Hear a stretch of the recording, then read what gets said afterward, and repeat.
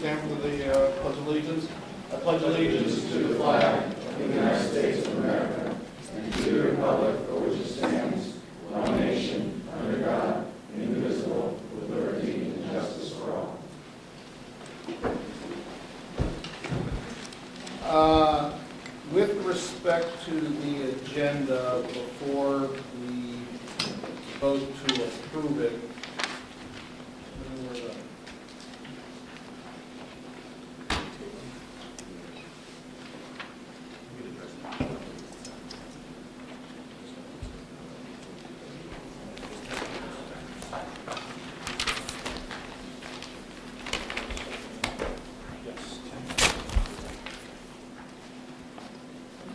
I'd like to remove 10.14 from consideration.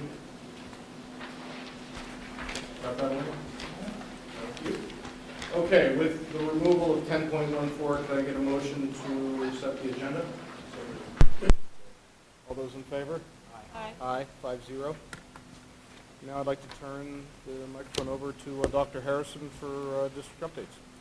Good evening, everyone. Certainly nice to see you. Well, today is an exciting day in the district because we take another step forward in talking about our budget for next year. We have other exciting things occurring as we speak at this moment. Our girls basketball team is competing in the regional semifinals versus Coleman Catholic right now, so we wish them luck. And we have a number of students at both Dow's Lane and Main Street School that are competing in World Maths Day. If you're not familiar with World Maths Day, it's an international competition where students sign on online and play math fact games against children their own age group all across the world. We have children in both of our schools that are participating. The contest really began last night because you think of whenever today exists, any time in the world. And it's been pretty exciting thus far. I don't know if anyone follows us on Facebook. You would see that we had one student at one point in time in the second grade group, Miles Demarest, that was ranked #1 in the world in his age category. So pretty amazing and exciting stuff. At another point today, and I know this data is all in flux and changing, but Ms. Sensi and Scalfini's class ranked 38th place in the world at one point in time. So exciting things happening as we're sitting here preparing ourselves to deal with some exciting business. I also want to acknowledge that you may have seen some Facebook news from us about our basketball coach, Gina Marr, who was recognized as the 2013 Russell Athletic National Women's Basketball Coaches Association Division II Coach of the Year, which is pretty exciting, and she will be coaching as an assistant coach in the 2013 High School All-American game, which takes place down in New Orleans before the NCAA Final Four. So another wonderful accomplishment and something that is certainly exciting. Westchester Magazine recently came out with their edition where they list profiles of area high schools, and you may have noticed an oversight that Irvington High School was not there. We reached out to them and with our own concern, of course, and they did not send out their typical solicitation for us to submit our profile information.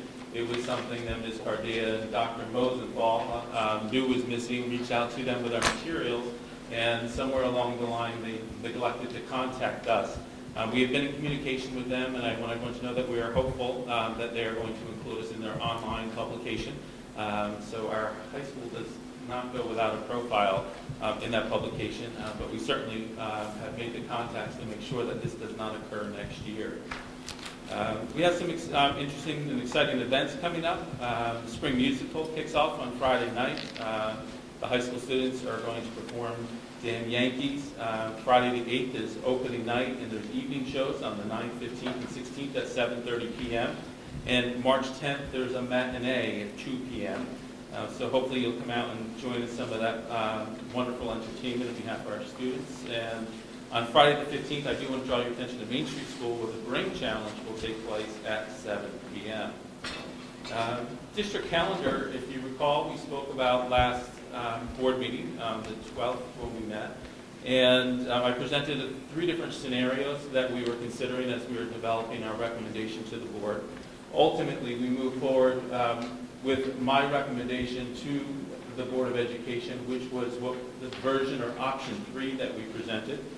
That scenario is consistent with not only BOCES, but the other Quad Village districts. You can see that it's highlighted by the fact that our students start right after Labor Day, which helps us maximize opportunities in the classroom. We take that opportunity, think short 2-day week. Folks are going to be motivated to have their children back in school. Children are going to be excited to be in school. And with that said, we'll have the opportunity for transitions, the getting to know you, getting familiar and comfortable in your new environment, and then we could come in on the following Monday and hit the ground running. This scenario also provides for our staff to come in the end of August for necessary preparation and staff development.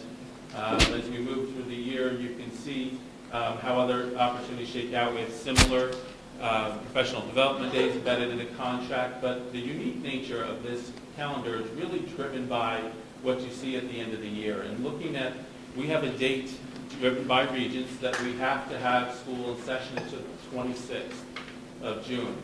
So with that said, there's a need to be creative and look to how we spread out the calendar to not only be compliant with what our contracts call for, but to also comply with state minimum attendance requirements. And in doing so, you can see that we have a long December recess, a 2 full week recess.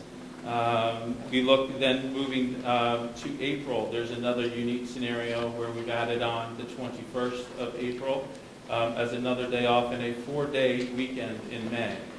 We made effort to identify those extra days that we needed to give back, so to speak, to tie them to other holidays, to try to make it more convenient for families, and so we're not staggering them throughout the year. I think a highlight of this calendar also points to our plan to address possible inclement weather or closing days.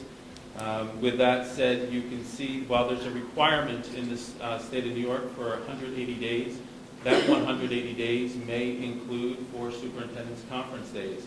So if you look down to the bottom right-hand corner in that key that says total days, you can see this calendar has 181 student days and 4 superintendent conference days built in, which equates to 185 student days, and in turn, we'll say that there's 5 snow days built into this calendar.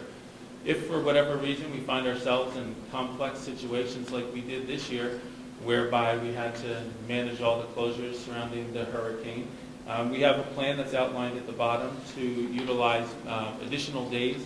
April 21st and May 23rd would be days that we'd use beyond that. And we'd also consider March 14th if we were in a tough spot early in the year. I do want to say that I think I would recommend that we use March 14th as a make-up day as a last priority in our planning, because when we look at that, that is a professional development day. And we don't want to give up that opportunity for our teachers to be involved in important curriculum work and to have their own staff development.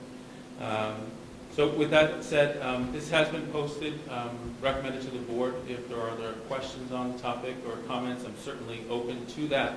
Otherwise, we would look to make recommendation at the next meeting on the March 19th for the board to adopt this calendar. Chris, I think in our last meeting we talked about trying to combine the Friday in October with Monday. I guess the 4th is a Superintendent's Day, is that right? That is correct. And the 14th being Columbus Day? Yeah. And you said you would consider it. It looks like you considered it but rejected it. Can you just, yeah, no, we did have the conversation at administrative levels. Realistically, when we're looking at what our instructional needs are, there's great benefit in having access to teachers at an earlier date. We have a lot of activity that goes on related to APPR and the development of SLOs and assessments and data collection, and I think that access to teachers and teachers to be able to work together in that fashion a week sooner helps inform teaching and learning in the classroom a bit sooner. We just think there's a great instructional benefit, and I understand we could say, well, it's a matter of a week, but on our end, when we look at only having on this calendar 181 days, that week is quite important to us. We also try to balance the needs and priorities of all of our community members. And before I referenced that we try to attach those additional days to other holidays, we also have to consider some other folks in our community that the child care arrangements could be a challenge. And for folks to continually take long weekends could be problematic. So we thought this might provide an opportunity to help accommodate some needs for some other folks as well. But to me, the bottom line was that having it on the 4th provided greater instructional benefit than having it on the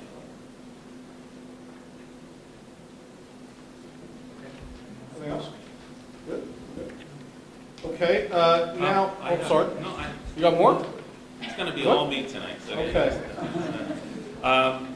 With that said, I did want to speak to the high school principal search and identify that we've been moving along nicely in our search. We're certainly in line, our efforts are in line with the timelines that we advertised and promoted and really committed ourselves to sticking to earlier in the year. We've talked about process multiple times that we've advertised. We've identified some opportunities for public contribution. And just most recently on Friday, we had our committee interviews where a representative group from the community, and there's a number of those folks in the room tonight, had the opportunity to meet 6 candidates that really impressed us in the initial rounds of interviews. That committee had an extremely productive day and produced some great recommendations by which I am certainly going to honor. They've identified 3 candidates. Those 3 candidates are going to move on to participate in the next round of interviews, which we are looking to begin next week. So we're eager to continue to move forward in this process and identifying the right principal for this high school, and we will keep you apprised of this process. But our target was to have a candidate recommended to the board by the end of April, and I think we're on track to get there. And I was actually lucky enough to be one of the members of the committee, and I actually just wanted to call out and just commend. There were 2 students on the committee. They were juniors, and I think they did an amazing job. I think they were so impressive, and conversely, I think they also, I've heard, got a lot out of the process as well. So I just want to thank them publicly for their time and taking time out of their day for work they're clearly going to have to make up. And I think they really made it a richer process and a better process for us.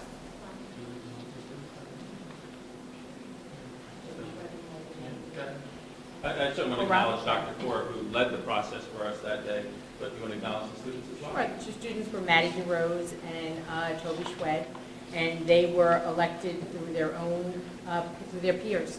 So their names were given to us, and we couldn't have had a better choice. Great.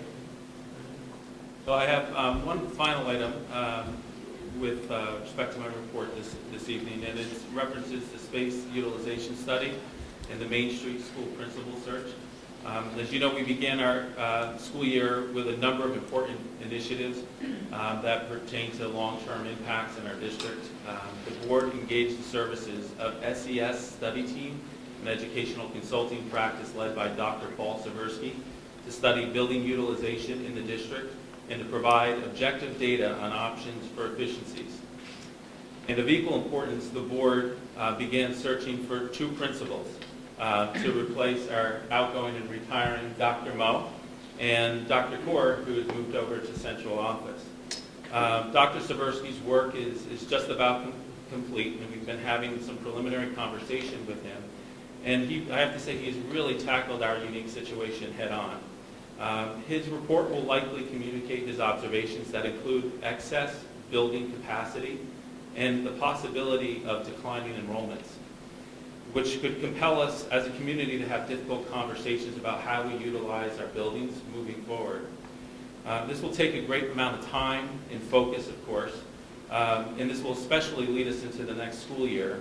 But this does not, I want to say, does not necessarily mean our organization and structure of the school district will change, but that we're going to be engaged in meaningful discussion about what that structure may look like. As I spoke to Dr. Seversky, it really became clear to me that maybe some wires in our process began to cross.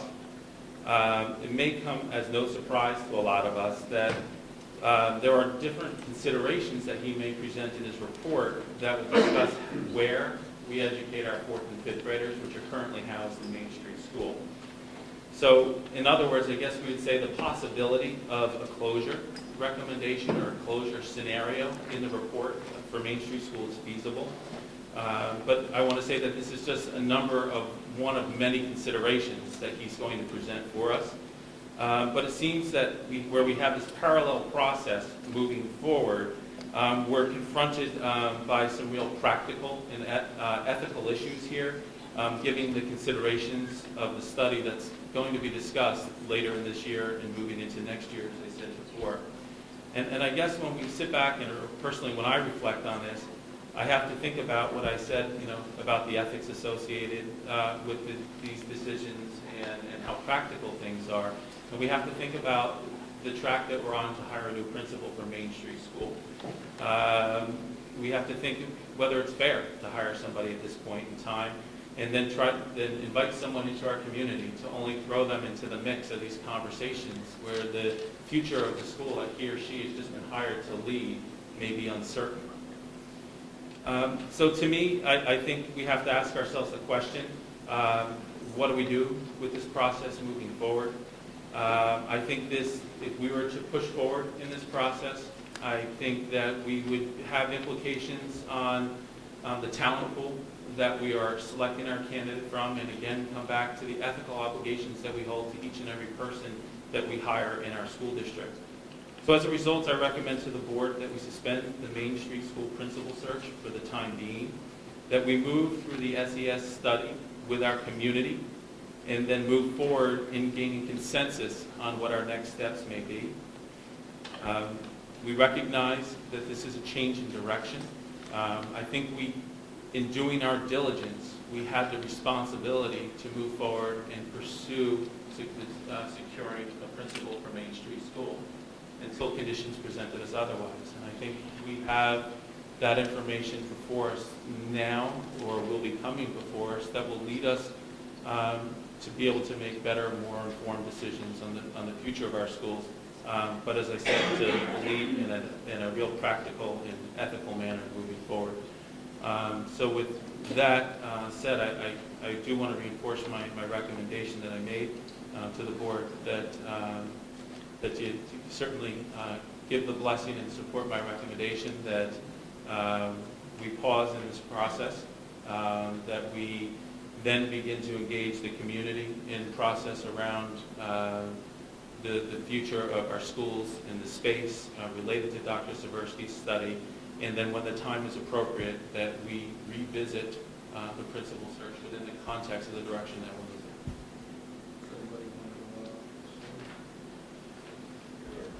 The only thing I'd like to add is, I'm sure people are thinking, well, when the hell are we going to see the report?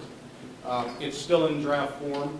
We're going to get it out to everybody as soon as Dr. Seversky feels that the sort of the internal questions and brackets and everything that he has. But we want to do this right. It is part of the long-term goals that the board set early on this year, that we were going to take an honest and pragmatic look at our space and our space and how best to utilize it. I think when the public does see this report, I can tell you, all of us on the board have been playing with these ideas for a long time. There are recommendations in this report that frankly I've not heard from anybody. And so it's very exciting that it deserves the time and the community input that I think we need to apply to it to figure out how we're going to move forward. And I also think the report, to me, is kind of like it's the first step in the Right. process. It's not a report that says you should do X. It's kind of a report that lays out options. And I think it requires a lot of, like we said, a lot of work, community engagement, and a lot of things. So I kind of view it as the beginning of the real beginning of the process, not something to the end when the report comes Oh, out. absolutely. And it's probably going to take, a lot of time and effort to ultimately arrive at what is the right choice, but it's worth it. If we're going to do it, we've got to do it right. So when do we think we're going to release approximately? I don't have an exact date, so approximate would be the right words. But Doctor, I would presume, we would say within the month, we will have a draft report that we will share with the community. And I think once we have that report in hand, we'll also begin outlining what our projected process will look like, which will include a thorough presentation by Dr. Seversky. And then we'll include a real community engagement process where he will be present, we will be present to begin to process this information and see what it means to us. And he has expectation that the process is going to enrich his final product. So, what we release in the next couple of weeks will likely be incomplete when we get to that final picture at the end of the day, after he's had that opportunity to spend time in our community, with parents, with community members, with other stakeholders, with educators, to really put context around this. We have to be reminded that one of the real values to an organization like SES facilitating this work is that they don't necessarily have any commitment or ties to anything in the district, so they're looking in from an outsider.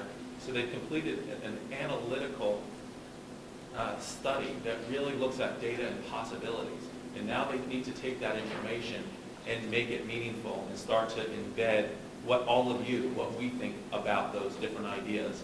And there's going to be a number of ideas. We're not talking 2 or 3. I think he's going to have a rich offering. I think Robin really hit the nail on the head. I mean, he's not telling us, the report was not to tell us what we should do. It's really to lay out options of what we could do, and we really need all of your help to get to the point of what we should do. Supported by facts. Supported by Yeah. facts. And And- most data. But I also think it's important, especially for the younger parents, to put this into context, because I don't want people to come away thinking, oh my God. I mean, there are people in this room who were here when Dallas Lane was K to 5, and Mainstream School had 6 and 7. I went to 6, school 7, as 8. K through 4 when I was in Dazzle. It was 5. I can't even tell you, And then World War I happened. not just to highlight that over the course of even recent history of the district, there have been changes, and it's hard to accept change, but if it is going to help in the long run and it's going to make it better, I think people need to understand that, because I don't want people to get all concerned, like, oh my God, what if they, if any change is made, and that's an if, then I think everyone needs to understand that probably for the long run it's better, and there's been a series of changes over the past 15 years or 20 years, and you everyone gets used to that, and then they're hard to let go. So put it in context of the historical perspective, and think better from that. It's important to add, this is not happening. There's no closure possibility happening this September. Right? So anybody's like, oh my God, it's not possible to do it that quickly. The discussion is going to go on for many months. The earliest possible consideration would be obviously prior to the following September. So, board's okay with going forward with the recommendation? I am. Good? We're good. Thank you. So I guess, thank you. The next step would be obvious consideration in our plans for leadership at Main Street School, and that is conversation that the board and I will have in the very near future, and then certainly turn and communicate our plans and recommendations for the community in the very near future. Thank you. Thank you.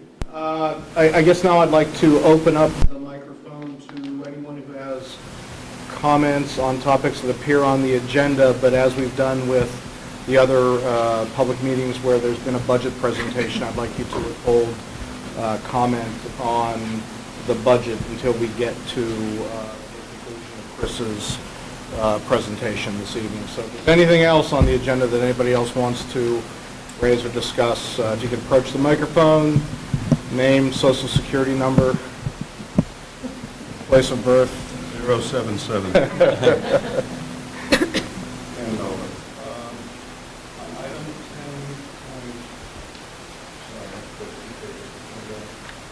10,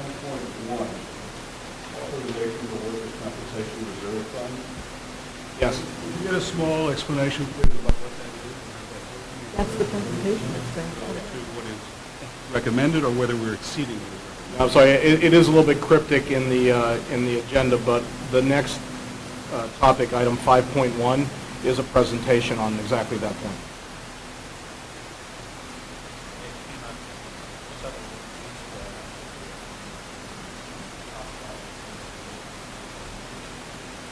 Understand more about the pros and cons of strategies.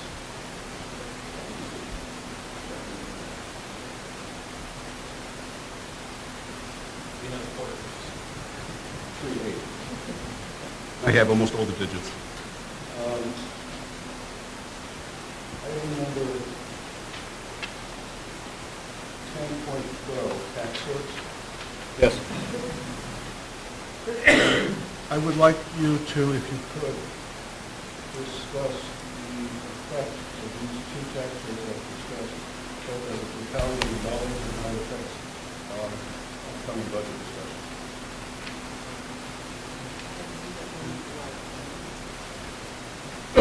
We're gonna, do you want to, I think we should just do it now. Sure. Okay. When I made my original presentation, as far as adding money to next year's budget to pay as a first payment on bond anticipation notes for taxes, these were included in that. They are part of that large sum that are settlements, or tentative settlements. They are in the bulk of it. There are more to come. Of a similar nature or a business? They are other businesses coming down. Yeah, I know that we said that we have other businesses, but the rest of it is something different. Yes, both of these are condominiums, and the other ones are businesses, down businesses. Is there anyone else who has a comment of something that appears on the agenda?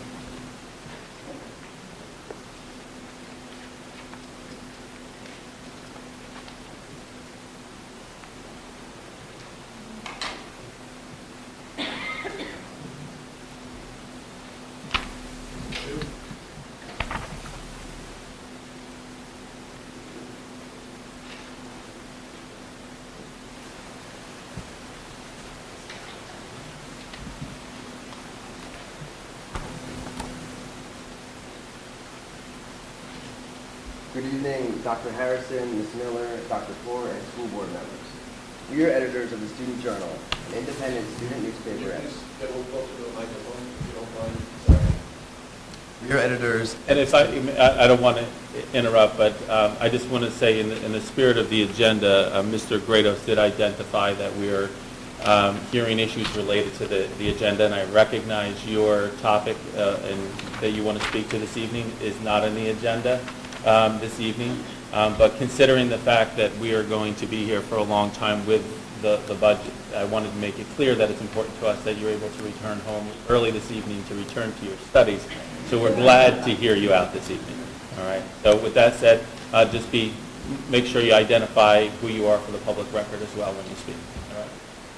I'm Ryan Thompson, I'm the editor of the Student Journal. I'm Zach Cooper, the managing editor. I'm Anna Brennan, the business. And we are editors of the Student Journal, an independent student newspaper at Irvington High School. 2 weeks ago, we attempted to publish our first issue. Weeks of our hard work had culminated into this, a publication containing an array of student voices that told the great stories of our school and community. Unfortunately, hours after we published our paper, our lead story regarding the Harlem Shake in the library took a controversial twist as school administration investigated the event and considered disciplinary action against students. Looking to avoid any negative repercussions for those mentioned in the article, our editors brought the story and ultimately a full preview of the issue to the attention of school administration. Upon review and consultation with legal counsel, the district blocked us from distributing threatening legal action against our editors. Following that conversation on Friday, February 22nd, we contacted the Student Press Law Center, a First Amendment nonprofit that looks to protect the rights of student journalists. Upon sharing the district's formal letter containing specific legal discrepancies, we learned that the points the administration had raised were bogus, and because our publication did not incite a riot or cause or have cause for a walkout, we fully possess the right to distribute within the school. We have been censored. School administration, through legal counsel, had picked over the issue, raised any possible flags, all in an attempt to block it from coming out. In front of you, you'll find a copy of our paper, in addition to an 8-page letter from the Student Press Law Center, containing a specific legal rebuttal to Dr. Rosenthal's February 26th letter. We stand here today angered, confused, but mostly disappointed that this administration would take such action to block our First Amendment rights. When we originally published, we hoped that the administration would commend our efforts to bring an independent, creative voice to the high school. But clearly, this was not the case. The February 22nd issue of the Student Journal is dead. We dropped any intentions to publish the paper. What we'd like tonight is this administration to address the censorship and ultimately apologize for what we believe are unethical actions by the district. Thank you.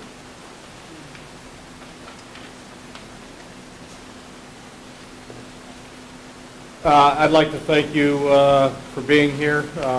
In spirit of disclosure, I was a person who had a student newspaper when I was in high school. You know, because this matter is of a legal nature, I would rather not discuss it in public. I yield to Dr. Harrison if he has any comment at this time.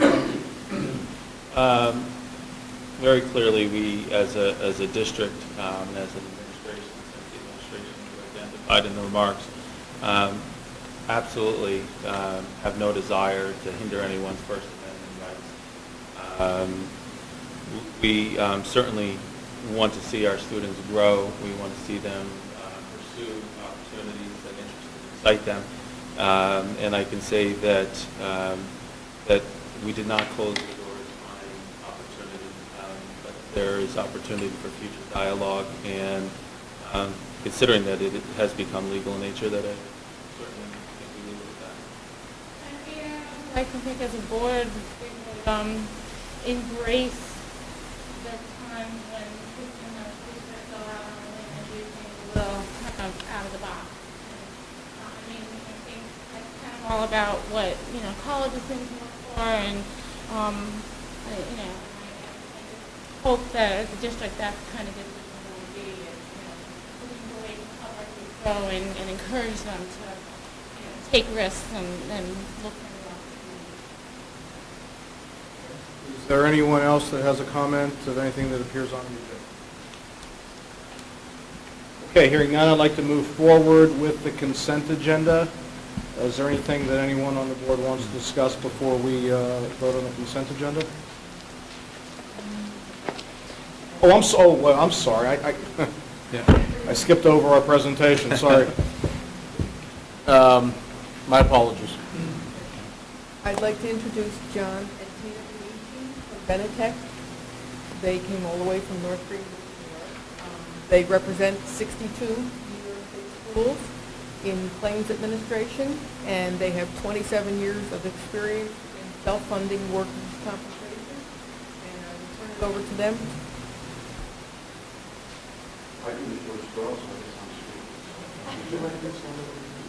Wherever you like, that's fine, sure. Thank you for that, to be here tonight. I guess what I'm going to do is I'm going to do a very high level overview of what's happening in the state and why school districts might consider it. Briefly, there's probably 700 public school districts in the state of New York, give or take, and probably 90% of those actually do self-funding members. I want you to be aware of that. But what's important to keep in mind is that regardless of how you fund workers' compensation or any insurance, at your size and level, your costs are predicated on your claim, your loss, your experience, your loss, so on and so forth. So everything is relied on that, whether you purchase insurance or whether you sell it. It's just a matter of how you look at the expense. And when we speak of self-insurance, there's really two components you have to look at. The first side of it is the actual expenses that are associated with your claim. And the second piece is what's the exposure to risk that you see. All right, you have to really look at both. The reason, again, most organizations or public schools have leaned towards self-insurance over the years is that in inside of traditional insurance, what happens is that, so I want you to understand there's a place for self-insurance and there's a place for insurance. Okay, so the reason many districts are went to self-insurance is that from the exam's perspective is that when you find insurance, about 35 cents on the dollar is for non-paying fees. In other words, 35 cents over the research and profits, where the remaining 65 cents. So in a self-insurance environment, the 65 cents, the majority of the dollars you set aside in budget for lower claims. You tend to reduce your administrative expenses and your overhead expenses to the 10 to 15%. And that is the goal of self-insurance. The VA, part of the reason we use it these days, for third-party districts have lower overhead. We focus on focusing on claims management. So that's kind of the expense side of it. You're able to focus on mitigating claims, reducing costs, and you're actually have lower expenses. You're doing it now. On the other side of the equation, there's risk and liquidity. So we have to quantify that. Now, public schools as a general rule have very low exposure to claims. When you compare them to, say, manufacturing, because you're in the education system, a lot of teaching staff. You have moderate exposure, probably in the transportation side, ground, cafeteria. I would call that moderate exposure. Back in 07, the New York State Workers' Compensation Board actually went through workers' compensation reform. And we have a lot of new guidelines. But one of the things that the guidelines actually did, it capped many of the exposures that we have today. At one time, all of the back injuries and the neck injuries, anything that was less than a full disability, were for life. But today, those are capped up to, I think the worst case scenario maybe is in 10 years now. Is that the 10.65 years? So the reform has actually capped the exposure on many of the claims today. All right? So that has actually helped a lot. In addition, in workers' compensation, this is of course one of the reasons that how insurance companies work. In workers' compensation, your claims, you're always paying out in the future. Rarely is there a need to upfront a lot of cash. And basically, insurance companies take your dollar premium and invest it, and they pay out in the future.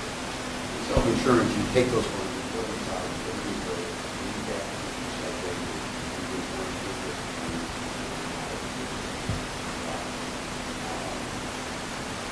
how we cap the actual exposure, though, is we purchase excess insurance, and that excess insurance stays with the life of the claim. So if a claim exceeds a certain threshold, that claim is reinsured or insured for the remainder of the life of that claim. In addition, we take it a step, we go a step further. We also, we develop these, what they call these cash flow endorsements. So in any given year, if we get a large exposure up front, the only time you get a large exposure up front in workers' compensation could be on the medical side, where somebody was really hurt or burned or something of that nature. There was a large payout on the medical. So the cash flow endorsement on the excess plan, actually the given year that you're in, then it kicks in at a much lower level and takes care of that for the remainder of that year. And that happens every year. So we actually, we limit the exposure on 2 levels. And the last piece of it is we also, inside of that insurance, there's what we call employer's liability insurance. And what employer's liability insurance does is, that is for those rare situations where a third-party lawsuit should be brought against the district. How those occur real briefly. In New York State, the only recourse an employee has is for however, there are circumstances where an employee could sue the manufacturer of product or lawsuit. Like a scaffold or something. That company could then try to do that to the district directly for the third party. The employee liability has different also actually comes from the company. So that's an employee fee, as I said,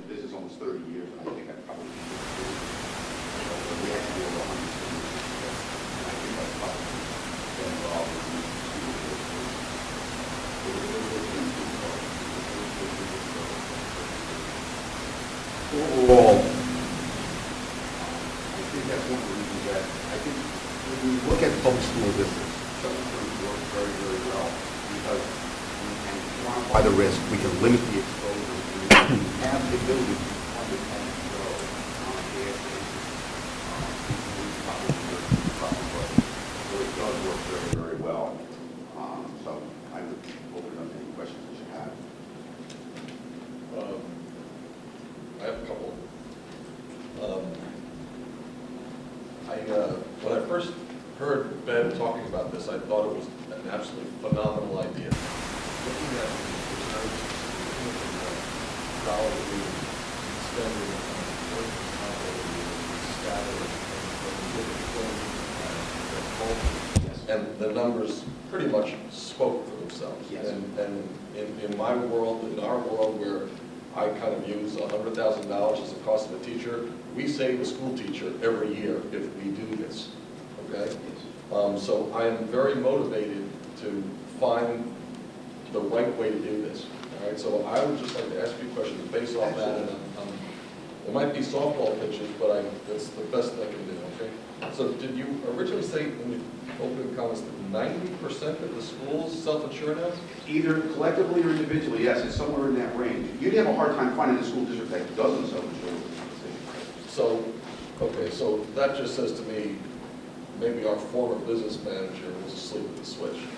That's just a comment, okay? With regards to 35% of our non-claim costs, and therefore 65 cents on the dollar of a claim, do you get paid on the 35%? How does, and you are the TPA, the third-party administrator. Correct. You pay me a flat fee to manage all the claim activity. You're a flat fee. Flat fee. Okay. Okay, so we then are supposedly benefiting from that 35%. Yes. But relative to the numbers, it's a heck of a lot more than 35% that we're going to be saving. And it's staggering. Yes. What we do. Okay. You have exceptional. We have exceptionally Exceptional expensive without a doubt. workers' comp. I mean, to the point where you'd almost wonder how we ever got there, okay? You mentioned about transportation and grounds facilities. Are they part of the workman's comp? I can understand the custodians, but I don't understand the transportation if we don't have employees. I apologize. Okay. I use a generalization. Okay, fine. All right, that's good. When we start reserving, and we're talking about reserving under 100,000, and our premiums, just so everyone knows, are north of 100, so it's a savings in the first year, although we're not going to spend it. And then you said the reserves can earn interest. Could you just explain that earnings thing? Well, obviously, we don't get great returns on our money today, but basically what you're doing is that you're setting aside reserves for future payments that stays here with the district. Basically, the district hangs on to all of the funds. I basically, when the time comes to pay the claims, I would notify the district that I have these claims to pay you, then we'll wire the money to me, or I go off of your account, and then I pay the claims. So you always are in control of your own funds. I guess I'm trying to better understand who's making the investment decision on the earnings. Are you? It No. would be just like the regular money in our other accounts. Okay, governed by state law. Right. Very So good. we put it in a money market or investment. Yeah, the point is I don't handle any of your funds other than the adjudication of the claims, and that's the extent of it. I have about 5 more questions. When you were talking about buying excess insurance, that to me is the whole focus here. How are you protecting us when there's a catastrophic event? Well, the excess insurance, what it does is it kicks in whenever there is a covered claim, whenever the board says this is a legitimate claim. When that claim on an incurred basis, regardless of when it's paid, hits a certain threshold, it then continues to pay. It pays at 100% from that point on for the life of that claim. But who's paying it? It's built into your administrative expense of managing your program. The insurance policy within it. The insurance policy, there's a premium that you would pay. There's 2 expenses you really have with the program. You have one for the excess insurance, and then you have one to pay me to pay the claims. That excess insurance, once a threshold or a deductible is hit, is pierced. And what number is that? It's going to be in the $350,000 or $400,000 range. We're going to be reshopping as we get closer to the date. And it will have a cash flow endorsement in it as well. That'll be probably less than half of that amount, which will deal for any claims within a year that exceed that. We had a large claim. All right, so if we're reserving the 77,000, and before we get to reserve up to 350,000, we have a claim, it's going to have to go to the claim. Is that correct? It would come out of fund balance if we had a large one like that. Okay, and now, we've never had that, Correct. okay? But that's a large workers' comp. Yeah, I accept that, I'm just saying. In this environment, that's okay. Okay. And for our district, what level of reserves are you going to recommend that we work towards, budget to over the years? Here's how we actually do reserves. You're going to actually set up a budget on a cash basis, but we actually will create a reserve against the individual claims. So we're always pretty much right on what the value of the claim is at that point in time. But we will then translate that back to you, we're built into your budget cycle. So, okay, but I didn't understand that answer. Okay. So how much money are we supposed to reserve? Like an actuarial, it would determine what they thought the future amount would be, and that's what they would tell you that you needed in the reserve fund. I would like to see that reserve fund to at least the level of the deductible of the insurance. Which is reasonable. Which is reasonable. 350. Yes. Okay. So that would be 2 years of premium, so this is a moot point for 2 years before we really start to save money, kind of, sort of. Well, we'd still be saving money each year because right now I know. I accept the reserve. Who can access the reserves? How are the reserves accessed? Can a board member say, I want to fund a school newspaper or something like that? can I take that question? Yeah, please. Under New York State regulation and law, any transfers out of the reserve fund have to be board approved on the agenda. And they also have to be reviewed and analyzed and reported by the external auditors on a yearly basis in their report. Do you handle the external audit, or do you handle the? That's part of our We do. external audit, yeah. Okay. And then the last question, I guess, is in your 30 years, what's the largest claim you've ever had to deal with at these, how many school districts you've got? Well, out of the 100 and some school districts we've had, we've probably had, I'm going to have to defer to Tina on this, I would say we probably don't have more than a dozen claims out of all those years that have probably pierced excess insurance. Is that reasonable? Well, I'm going to say up until 2008, before we took on another group of schools, okay, there was one claim that pierced in 1995, and it was a teacher on a motorcycle, and got into an accident. And within the first 2 years, she reached the 300,000. Within how many years? Within the first 2 years, because of the medical, the surgeries after surgeries, and she was at the max benefit rate for her compensation payments at $400 a week. So within 2 years, she pierced it. And so now what happens is every dollar that's spent on her claim, it's reimbursed to the district.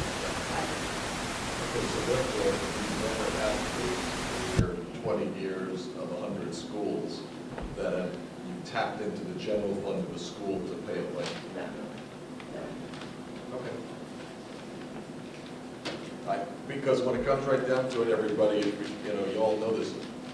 If he makes a mistake, you're paying for it, okay? That's what we're worried about here, all right?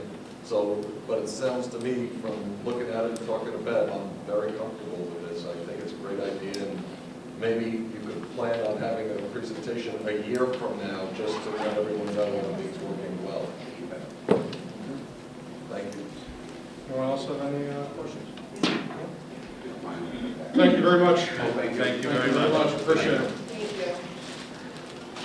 you. Now, the related consent agenda. Does anybody have anything that they want to discuss, pull out, talk about before we, Maria? I want to pull out 10.12. Okay. Okay. Did we already table it? No, that was 10.12. Oh, 10.12. Okay. So can I get a motion to approve the consent agenda but for item 10.12? All those in favor? Aye. Aye, 5-0. Now with respect to 10.12, is there discussion or? I'd just like to recuse myself. So can I, is there any further discussion on 10.12?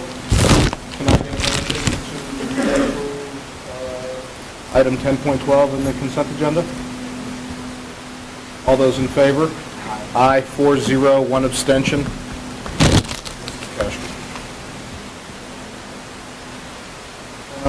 Now we move on to section 11.1, which is the proposed budget presentation by our superintendent, Dr. Harris.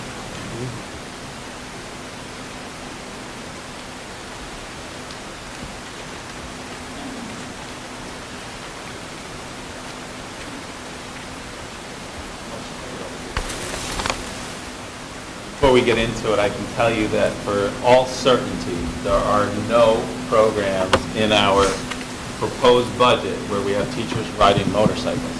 So when we think about that claim, it's not going to happen. And I'm sorry and I don't want to interrupt your presentation. I forgot to thank Dory Baldwin, the IEF, and the PTSA for the kind grants that were in the consent agenda that we just approved.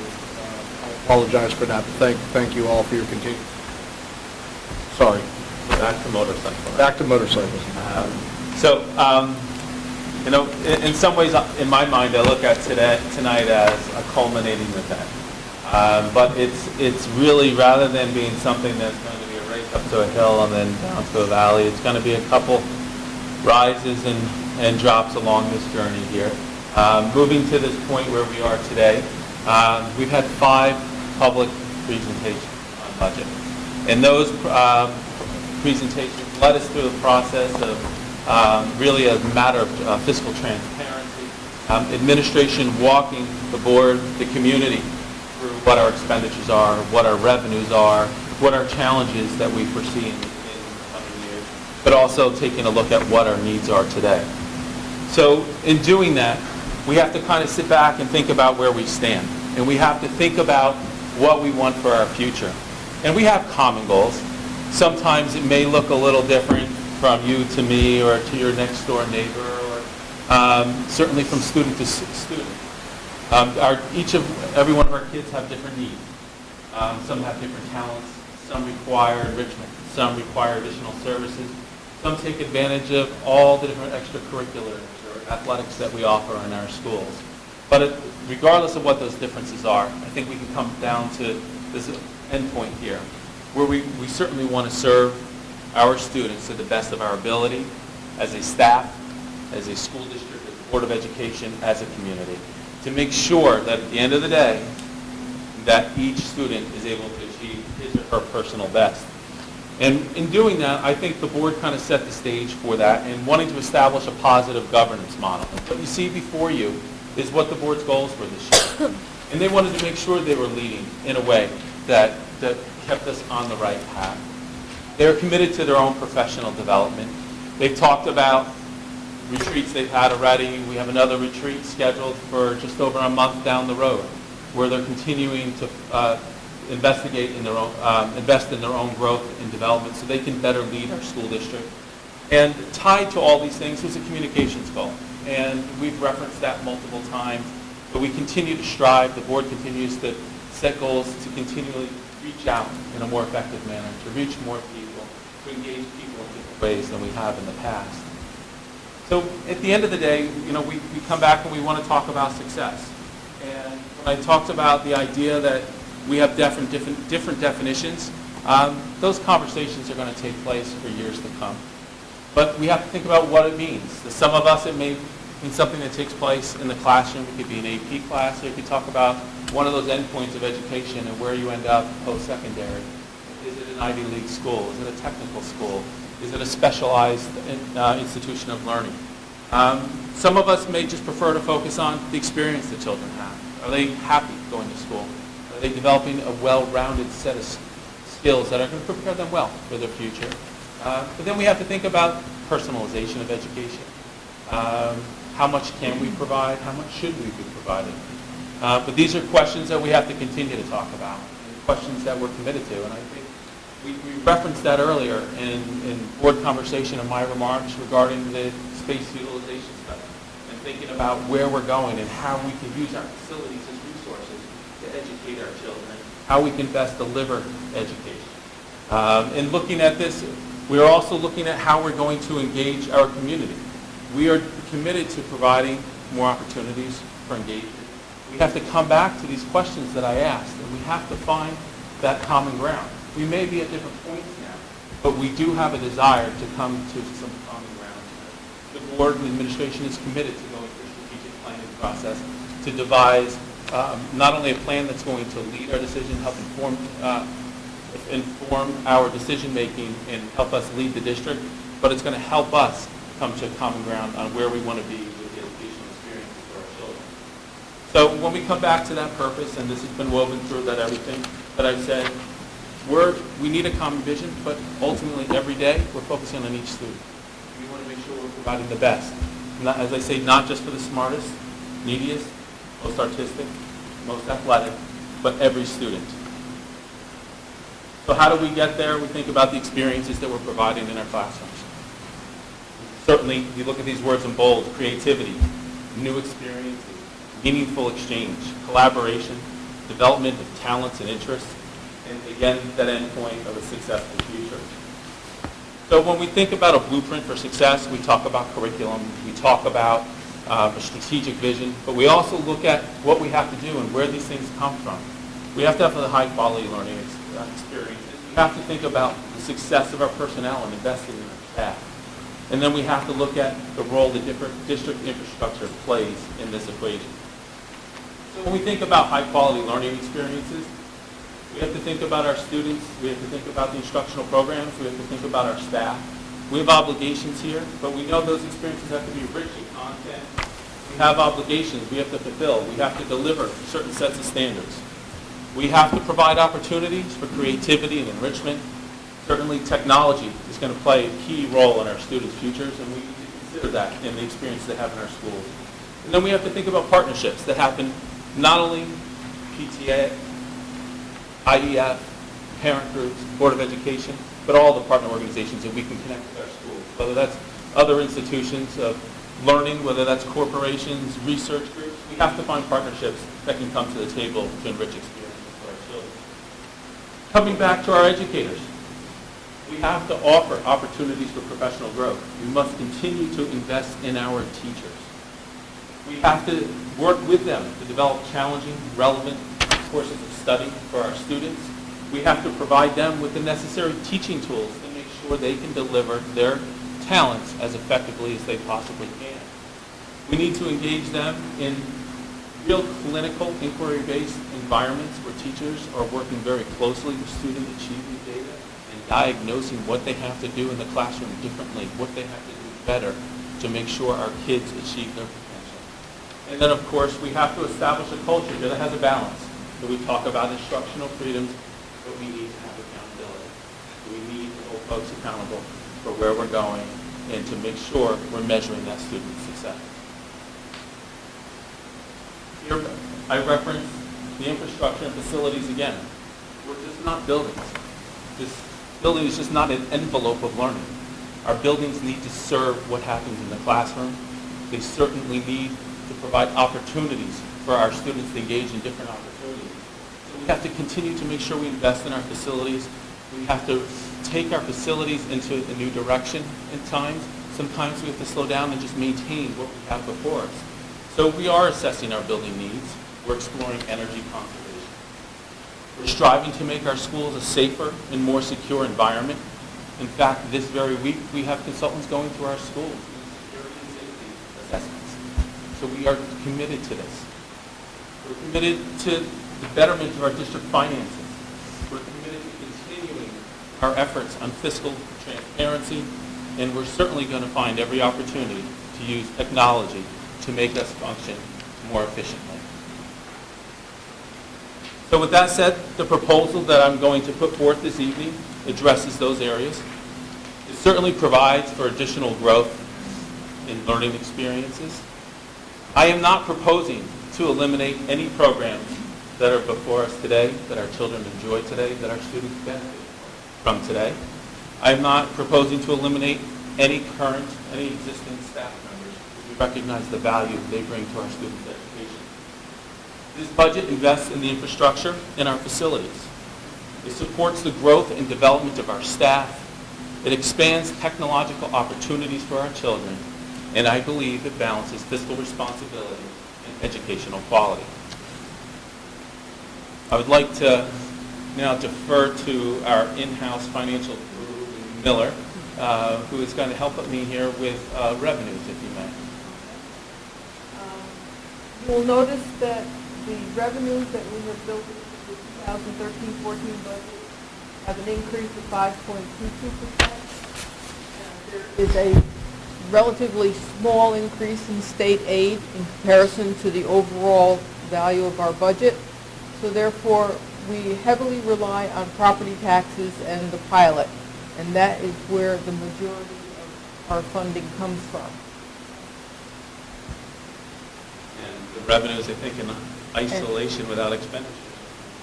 Right, and the expenditures, you can notice that our total budget this year being proposed is 5.13%, and the bulk of all of the increases are in the salaries and benefit lines, the first two lines up there. Other includes everything other than transportation and debt service. That would be all of the contracts, maintenance,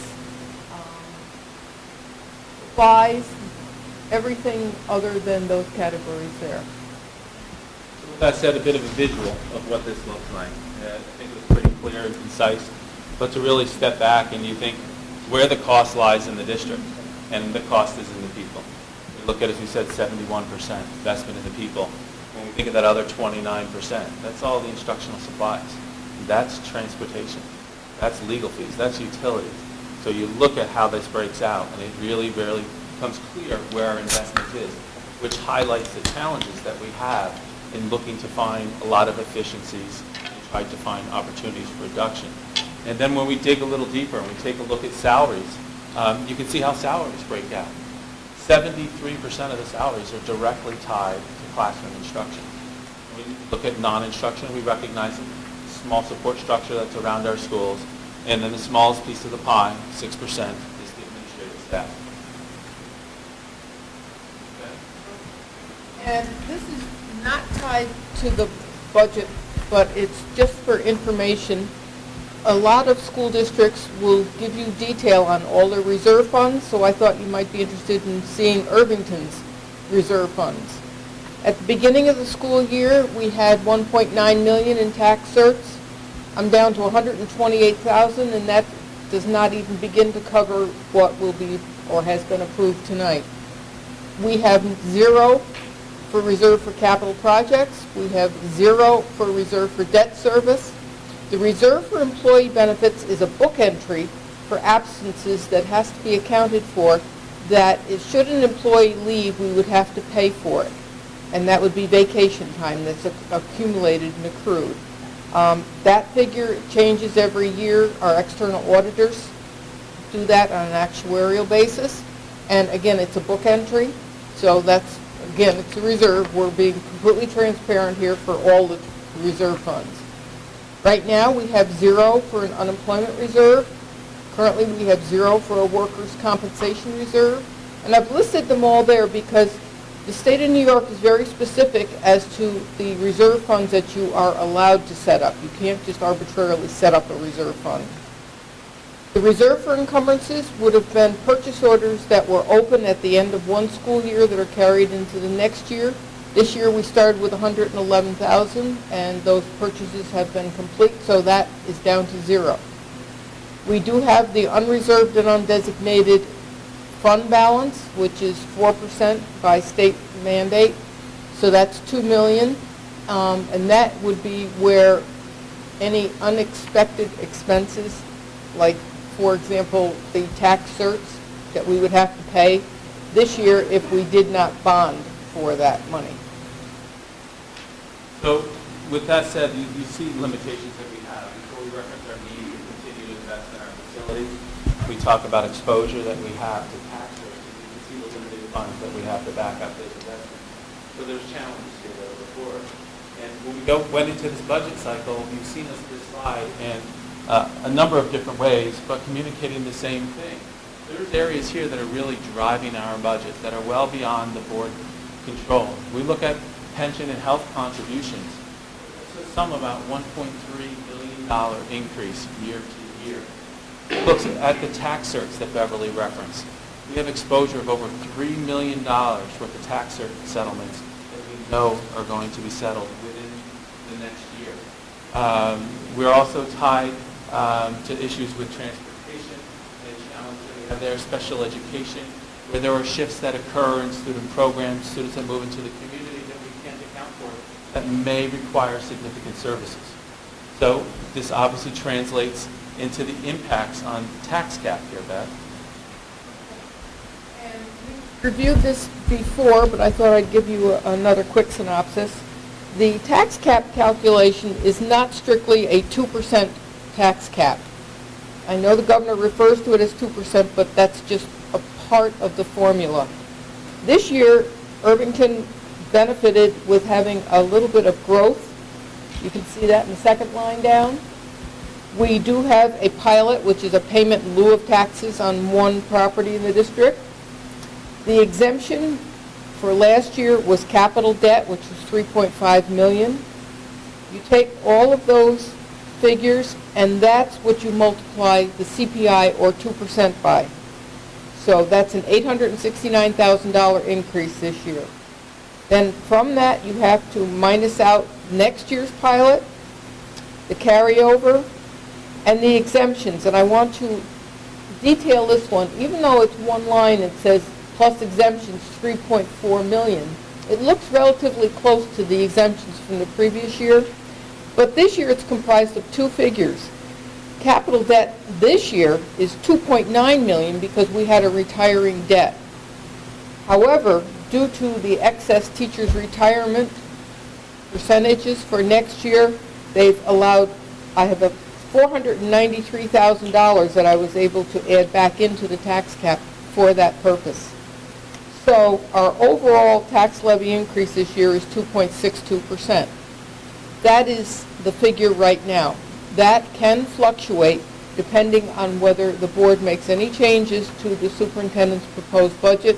Anything to do with salaries impacts the teacher's retirement calculation, which impacts the tax cap. It's almost a domino effect. So it is close right now, but it's not a final figure.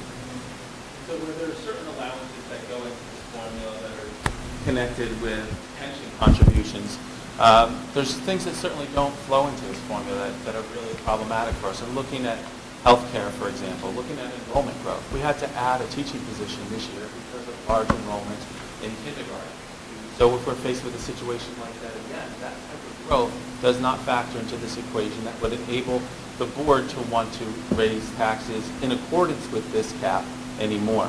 Also want to point out with respect to this, if you see that figure, 2.62, that number is going to be different from place to place. One of our neighboring districts has a number where their tax cap is almost 4%.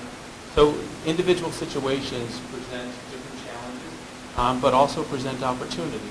Fortunately, our conditions certainly don't present those opportunities for us. This is a little bit more detail on the proposed budget, and again, we reviewed this line by line in previous presentations. And you will notice the main one, again, is employee benefit increase of 1.3 million.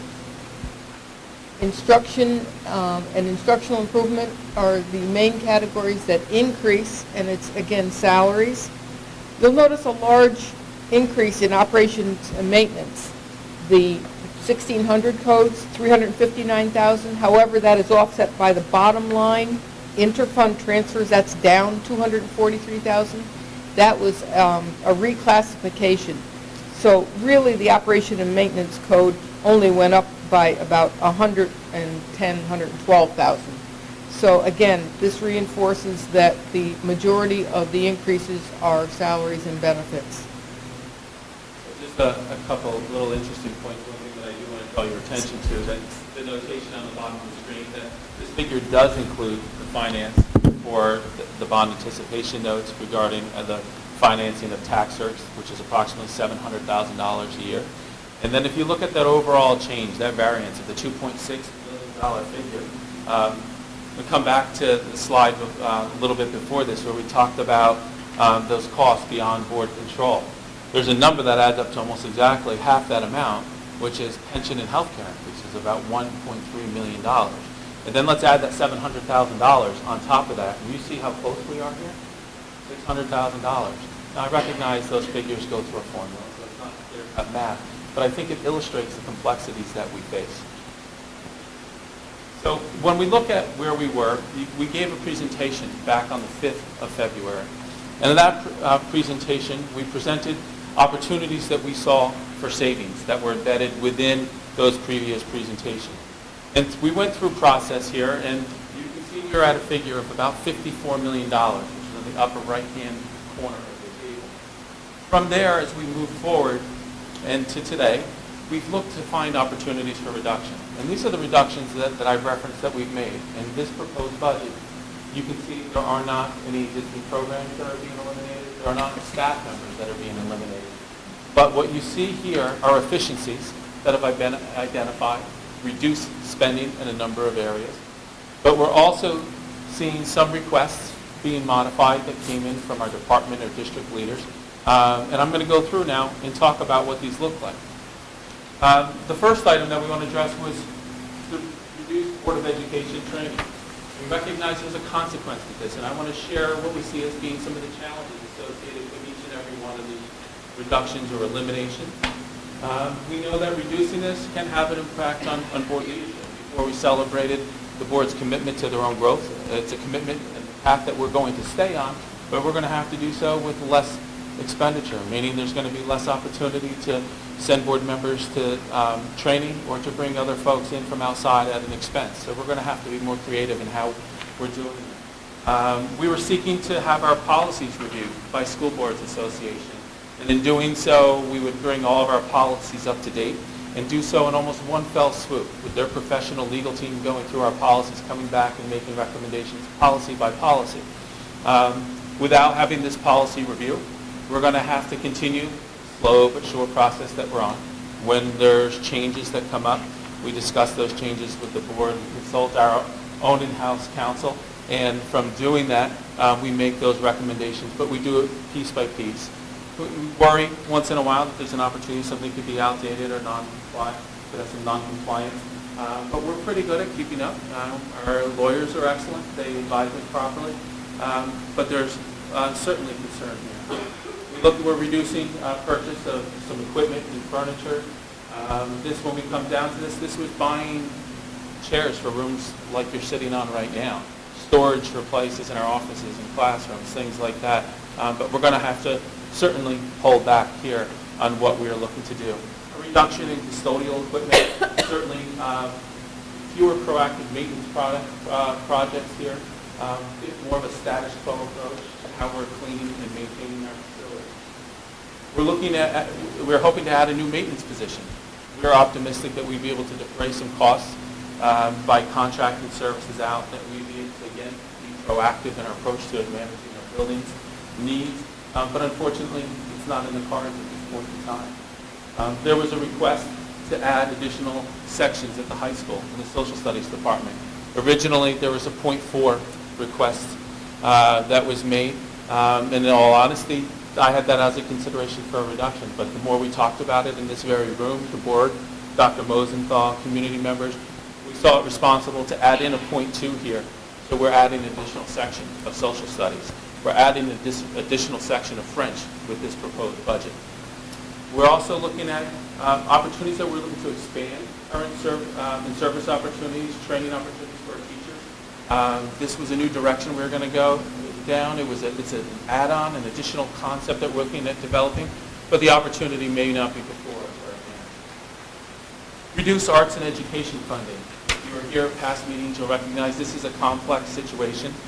We were looking to grow the program by adding $20,000. This will keep funding at current levels. We're not looking at adding an additional special education teacher. Through a reassessment and reallocation of staff, we're able to reallocate staff and move folks around to absorb one of two positions that we believe that we needed. Looking at a request for the reinstatement of 3 middle school clubs, and I think it was Mr. Brados that recruited the PTSA to step up and fund that. So we're Merely made a suggestion. a suggestion. I think Mr. Sotile already has the grant application, right? I believe that's a verbal contract, right? Verbal contract, yes. And the IEF is welcome to share in the joy of this. We'll find a spot for them. There was a request from Mr. McCormick to expand the athletic training services, where we have a certified athletic trainer on the sideline of sporting events to support our students if they're injured. We have services that were in place. We're looking to expand those services. But unfortunately, we're not going to be able to take that step. No purchasing of athletic uniforms. Maybe here's the Ed Foundation or somebody else's opportunity to help and step up, and help us with some fundraising efforts here. We may have to extend the life cycle of some uniforms, but we can save thousands of dollars by holding off on the purchase of some uniforms right now. One discussion that we've had as long as I've been here in district, I think it's probably come up a half a dozen times with the board, is the elimination of bus monitors. Going back to the task force work in past years, the subcommittee on transportation, one of the recommendations that was presented was to eliminate bus monitors. And that was a consideration that the board has taken seriously, and based upon the dialogue that has happened, our assessment of the situation, the acknowledgement of what the realities are in communities around us, considering the experiences that those communities have had, I do support that elimination at this point in time.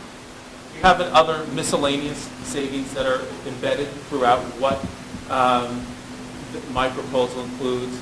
We've gone out and looked at our contracted services. We've had a number of RFP processes where we've had requests for proposals where we're changing service providers that are saving us thousands of dollars. We've cut back on supplies where we can find opportunities for savings. We look at Mr. Palermo when he gave his presentation on special education. We're talking about all the challenges that we face there. Really, we're on a trend right now where there's some positive news to share, that actually our obligations related to tuition aren't as grand as we expected. So we're able to identify that savings there. And when we look at the projected health care increases, they are certainly less than we were by a half a percentage point. So with that said, it brings us to where we are today. It brings us to what my proposed budget is. And we're looking at a figure that you can see of $53,781,000 here, which is an increase. We're looking at 5.13% over the tax cap by just over $1.1 million. When we look at where we are with respect to the tax rate, you can see the increase is 4.34%. So with that said, we had conversation here. We talked about the value that we saw in that financial plan. We saw the benefits of those things that I referenced at the beginning of the presentation. Continuing to invest in our students, continuing to invest in our teachers, invest in our facilities. This plan covers that. But there was conversation about also, well, give us an idea of what it would look like to take the next step. Give us an idea of how painful it may be to go to campus. So we've done just that. And my recommendation stops here, my homework started here. So with that said, the first request was we were given a target, I think that Mr. McCann identified, of looking at, well, what would it look like if we came in around 3.95%? So we came together, we spent a lot of time, a lot of challenging conversations to see where we could go through this budget and find opportunities that would have savings and try not to have very large impacts on students. So these are the ideas that we've come up with to give you this conversation point. JV field hockey, JV boys lacrosse, these are requests for additions. Associated with that were some fees related to field hockey with officials and transportation. The additional section of French and social studies that I referenced before. Eliminate requests for a new teacher's assistant in Dow's Lane. The new PPS clerical position. We're going to reduce our district-wide painting initiative. We're going to look at eliminating kindergarten and first grade aides. Additional lunch monitors would be needed that offset that cost a little bit, so you can see there's an add-on here. We consider reducing Spanish in 7th and 8th grade by one section in each grade level. The possibility of eliminating one K-3 teacher, eliminating modified sports, study skills program at the middle school, and a student assistance program on campus. In doing so, you can see we identify a savings of $606,000. We bring this down to that target of 3.95%. But we're still over the tax cap, and you can see right over $500,000. And you can see, look at the percentage increase here, 3%. But this isn't without pain, obviously. We look at the challenges that we have associated with any of those reductions if we were to go down this path. We look at athletes, more students being cut from varsity because there's just only so many seats on the bench, so many spots on the field. We're limiting opportunity for our students. We're sacrificing the quality of the future of our varsity program, not to mention student opportunity and experience. The additional social studies and French sections definitely have increased class size, additional scheduling complexities, concerns, contractual obligations. As you know, we're going to be pushing up to some student count limits that certain teachers have and social studies teachers have. We have a hybrid scenario where we teach a hybrid of honors and non-honors in French. Tremendous differentiation that occurs in that classroom. Teacher works hard, but we wanted to provide that opportunity where we could differentiate those experiences in different classrooms. We're looking at not adding additional aid at Dow's Lane. We're hoping to enhance student supervision. We are thinking that there would be operational and instructional benefits wouldn't occur in this plan. The PPS clerical staff, we've talked about how the caseload has increased by 25% because of our obligations to private schools. But we can certainly bill back certain times that we spend where our staff members are sitting at the table and meeting, when they're evaluating students, but all that back room work is not billable. So we're in a position where the workload in the office has increased dramatically. The compliance requirements from the state, federal government continue to increase, but our staffing isn't increasing. We hope to be able to soften the blow and better manage that workload, but it couldn't happen here. We also, in this plan, we're seeking to centralize our registration for the district.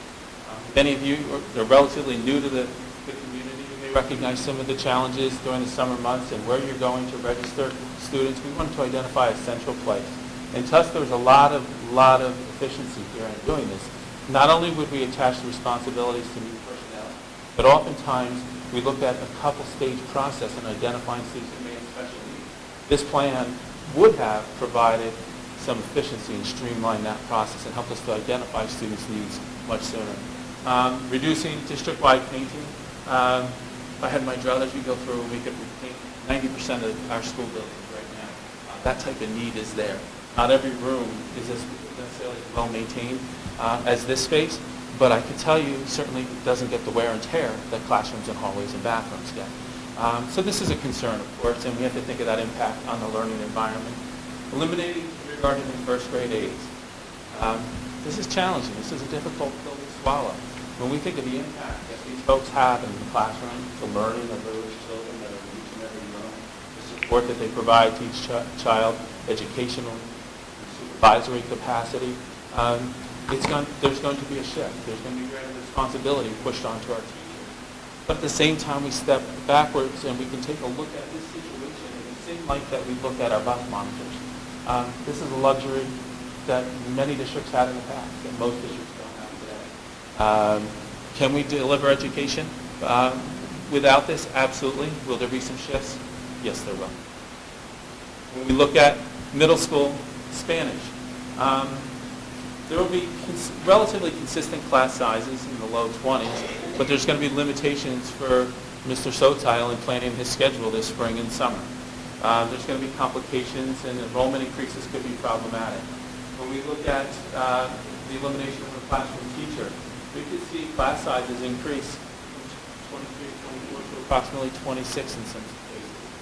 We look at that reduction in individual student attention, We look at, certainly it'll become more challenging to differentiate and accommodate student need. There are challenges here. Class size plays a role in achievement, but when we go beyond that, teacher efficiency, teacher effectiveness is really the central component here to looking at student achievement. The elimination of modified sports, this comes right back to the same conversation that we had before about the JV sports. In looking at decreasing student opportunity, looking at the introduction of more unstructured times, I think is something that's important that we speak to. There's a whole pool of research that's referred to as the after-3 research. The after-3 research is really points to student exposure to sex, drugs, alcohol, tobacco. The majority of the initial experiences happen between the hours of 3 to 6. So when we think about our students and how we're engaging them, these opportunities, along with co-curriculars, certainly occupy and engage our students in a productive manner. The 6th grade study skills course certainly would be a concern to lose this. It's a key component of the middle school transition. There's really valuable skill development that occurs in this room, these classes that could be lost. And students then in turn would be enrolled in a study hall. So going from a structured, supportive environment to a more independent atmosphere. We look at our student assistance program. We know this is a drug and alcohol counseling program. They provide support services for some of our neediest students. There's also a loss of teacher training and an elimination of other student programs. And you need to be mindful that this is a service that is offset by grant costs. So we have an employee that's here in district 4 days a week that we only pay $53,000 for. So there's actually a pretty good investment in those funds for that dollar amount. So with that said, we come back to kind of a little culminating slide and looking at level 2 reductions. And you can see where we are. And recapping everything that I just spoke of, we look at the adjustments that have been made. We look at the overage that we still remain at the tax cap. We're at a budget that increases year over year, 3.95%. We're looking at then a tax percentage increase of 3%. So then we're posed with a challenge to go a little further. The challenge to see what it would look like if we had the goal of going to cap. And remember where we started off, there's a lot of challenges to get there, and there's much more pain than we just talked about now. With that said, you can see where we needed to go. We need to reduce another $560,000 to achieve this objective. We are looking at the reduction of teacher leaders at Dow's Lane. We are looking at eliminating a large percentage, 75% of our co-curricular program. We're looking at the possibility of another reduction of a staff member. JV sports is a consideration as well. The high school architectural program. All district painting. Elementary library clerks. And a librarian that we need to share one in the school. In doing this, we achieve a financial goal. But now we need to talk about what these consequences look like. Eliminate the teacher leaders. These are folks, 3 people that share 2 stipends, that do a tremendous amount of work, that support Mr. L and all his efforts, to support teachers and the operations of the school on a daily basis. And you think of how that rolls back. Well, it's just not those tasks that they were managing, those initiatives that they were leading. It's now the fact that Mr. L has to handle that. And Randy doesn't have any more time in his day to be able to go and do these other administrative tasks. We need Randy working with your children. We need Randy leading our teachers and leading that school. And this would hinder his ability to do so. When we look at the club reduction, one of those, this is kind of the heart and soul. When we talk about those experiences, those personal touches, that happens in the classroom. That happens in the guidance office. It happens with the student assistance counselor. But students grow, students get excited with the opportunities that exist in the variety of clubs that are offered. There's enrichment that's lost. They think about those new ideas and experiences. You think about that time that maybe your child was excited about something that was new, that was introduced. Hey, there's a chess club. You never played chess club. You think about those opportunities for kids to participate in drama experiences. They may not be there. The position at Main Street School, we're looking at large class size increases. 21 to 26. The impacts there are consistent with what we talked about at Dow's Lane.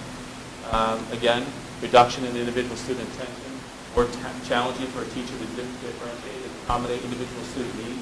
Remember at the beginning of my presentation tonight, I spoke about, what individual student needs may be, how much we want to personalize learning experiences. Certainly we recognize that we'd be hindered with a move in this direction. JV athletics, large quantities of varsity cuts, reduced opportunity for our student athletes. We have limited club recreation opportunities in our community, in our schools, and again, the loss of developmental program for our varsity sports. The architectural program, you may think of it as a class, but you got to think what happens right down the hall from us. 90 to 100 children. Talk about enrichment, we talk about individual needs. This program is a pathway to engaging business school. This program is a pathway to future studies for children. We have to have that concern. You have to consider that this isn't a loss of an alternative graduation credit for students. If you take this course and move on, the suspension of painting projects, little to say there. We certainly recognize that impact. Library clerks, librarians. It's just one of those that you want to talk. We're sitting off of a library right now. No accident that this library sits in the middle of the game. What happens in a library, the spirit of the library should be a part of the soul of the school. The business of a library isn't just a checkout book. It's a shelf book. You someone who a digital card catalog around the old-fashioned ones that we used to shop at the road. But realistically, you think about how they introduce students, motivate students, inspire students. You think about the resources that happen for teachers. You think about the valuable instruction that occurs in libraries on a daily basis. You may not know it, but librarians play a key role in supporting the daily literacy efforts in every single classroom. This will be done. So, at the end of the day, we hit cap. Is it where we want to be? The conversation that I've heard in the room has been no. The conversation that we've heard is that there's things that we value, and that's why my proposal came in where it did. But at the same time, we have to consider the conversation that has occurred, and we need to really take a look at what it would look like to get us there. So with that said, we want to be able to differentiate what all these three scenarios look like from a tax standpoint for you as the taxpayers in the community. I gave you some examples, and these are just scenarios and estimates. If you had a home that was assessed at $250,000, using our current equalization rate, which again will change, your taxable assessed value would be about $8,400. So on that house, your taxes this year would have been $5,156. Superintendent's proposed budget, your taxes would be $5,380. Using that $5,380, if instead we had a budget of the 3.95% budget, you'd save $69 on your taxes. And if we go to cap, you would save another $130. And I did the same scenario for a house valued at $500,000 or $1 million. The average assessed value in Irvington is $24,815, so it's right between the $500 and $1 million range. And you can see the bottom figure, the proposed tax, $15,894. If we were to adopt the 3.95% budget, that taxpayer would save $208 on his taxes. And if we were to adopt the tax cap budget, that taxpayer would save $384 on his taxes.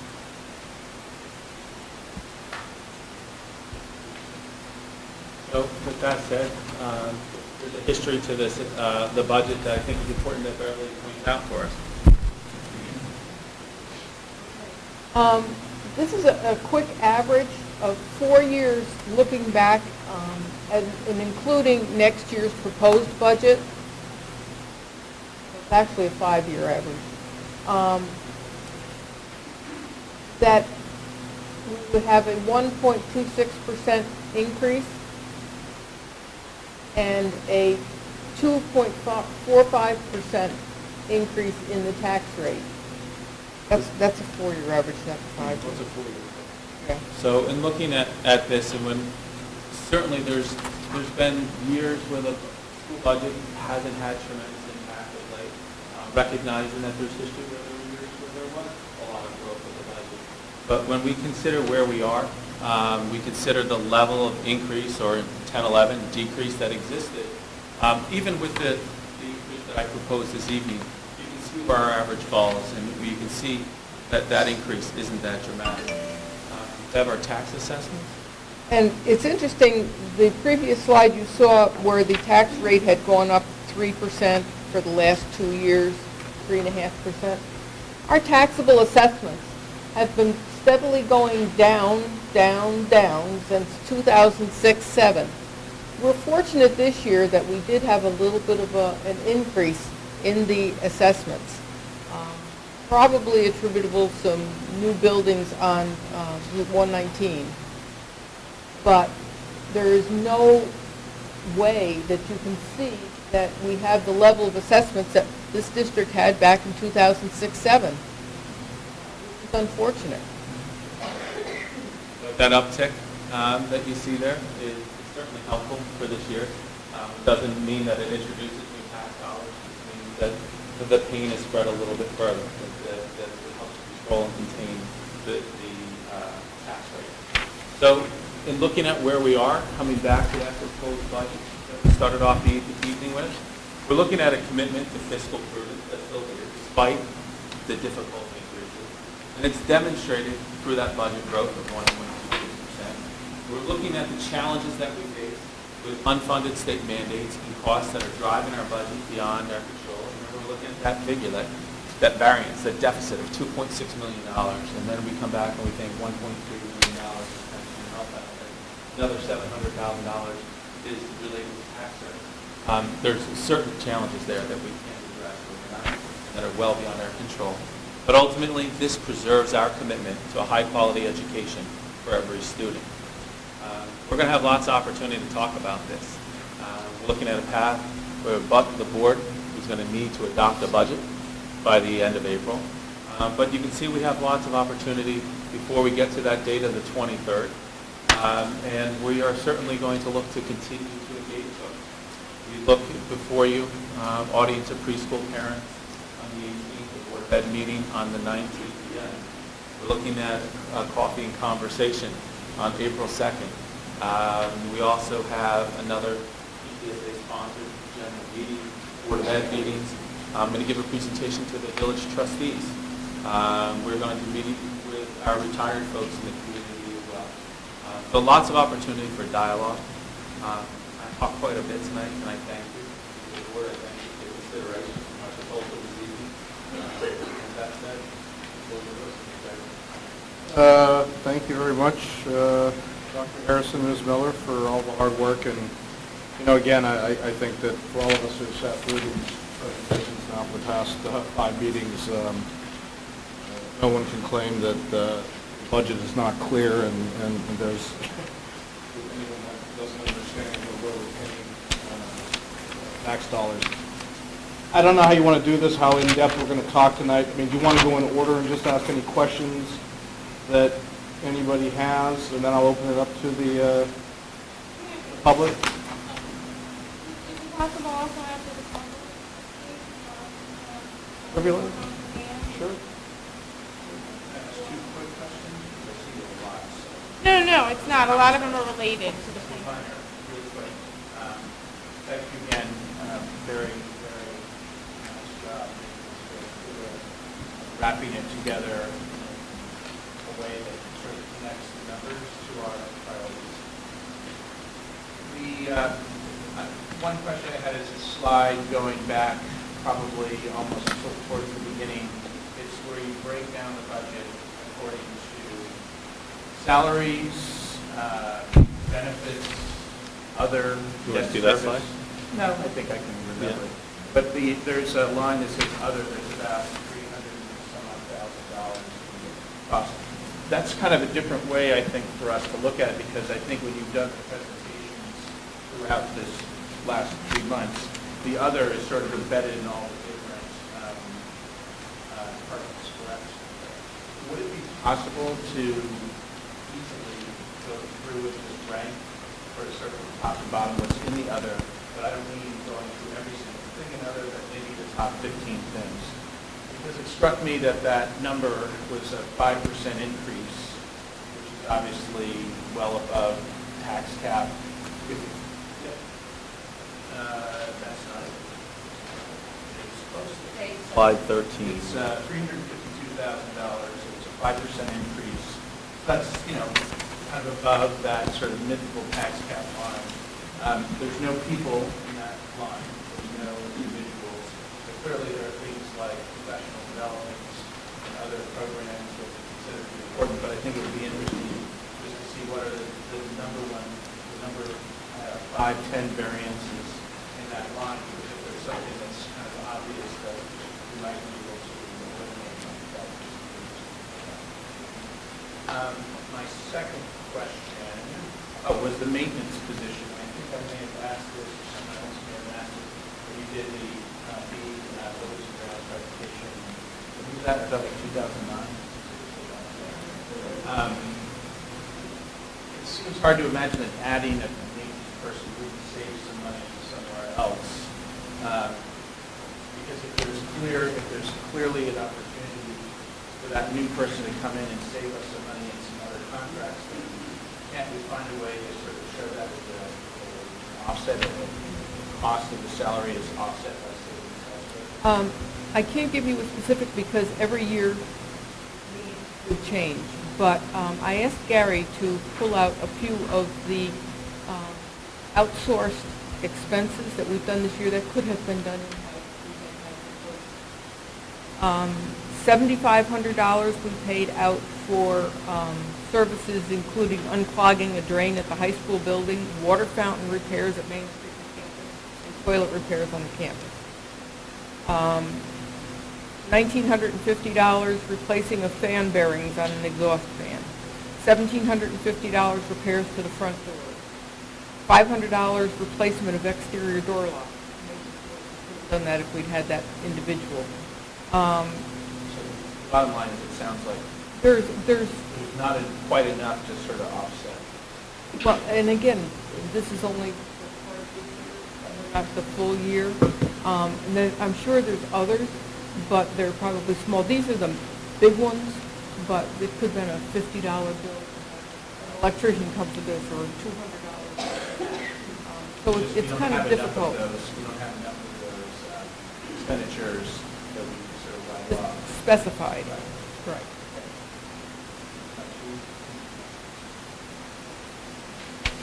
Maria, do you want to go next?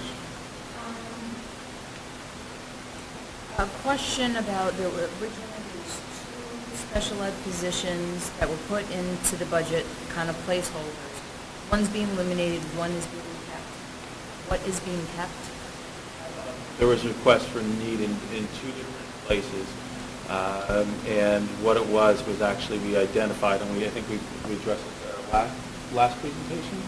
I'm sorry. Yeah, there's a situation because of staff movement and personnel, where we allocate staff from that's currently in the budget today to assume one of those positions. Okay, so only one is needed. Two positions are still needed, We'll but be allocating one person, so what's the other position? the other position would be additional sections that are needed at the high school.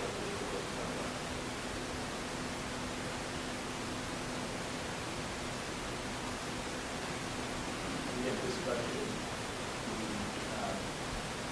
the proposed budget includes the clerical position of staff. Yes, it does.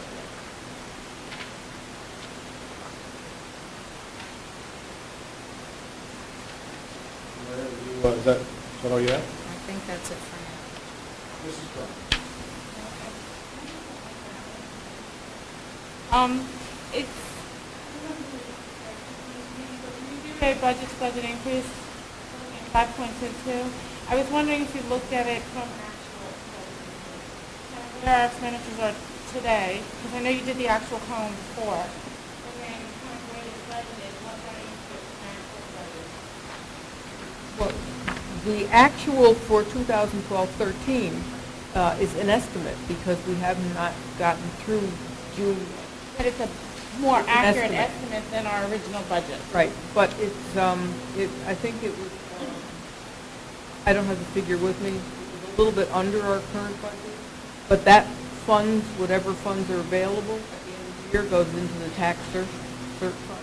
Because I'd also have It's to do actually under our current budget. Oh, see, I thought Yeah. we'd be running, I thought we'd be talking about that. No, it's illegal to go over. But also too, on the other side, you have to do a comparison of actual revenues.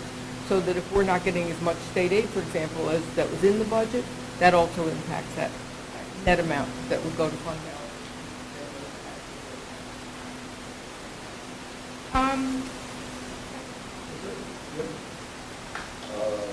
Going back to that boring self-insurance, and do we get any, I didn't see how that would get any benefit in the new budget if we implemented this. I already took that into account when I presented the debt service, the fringe benefits. There was a line item in there with a negative in workers' comp. And you're reserving how much? No, the budget, their fees were going to be about $7,000, and it's going to be about $35,000 for the insurance, so that's 42. And I think I was putting about 45 to 50 into the reserve. Right, so it was about 95 versus the 170 that we're paying now. So that the difference is the savings. This year, right. But based on our prior history, I have a positive feeling for that money that I'm putting in there this year that will accumulate. I know that. I know that feeling, I get that. Just that we want to have a higher reserve. It would increase this budget.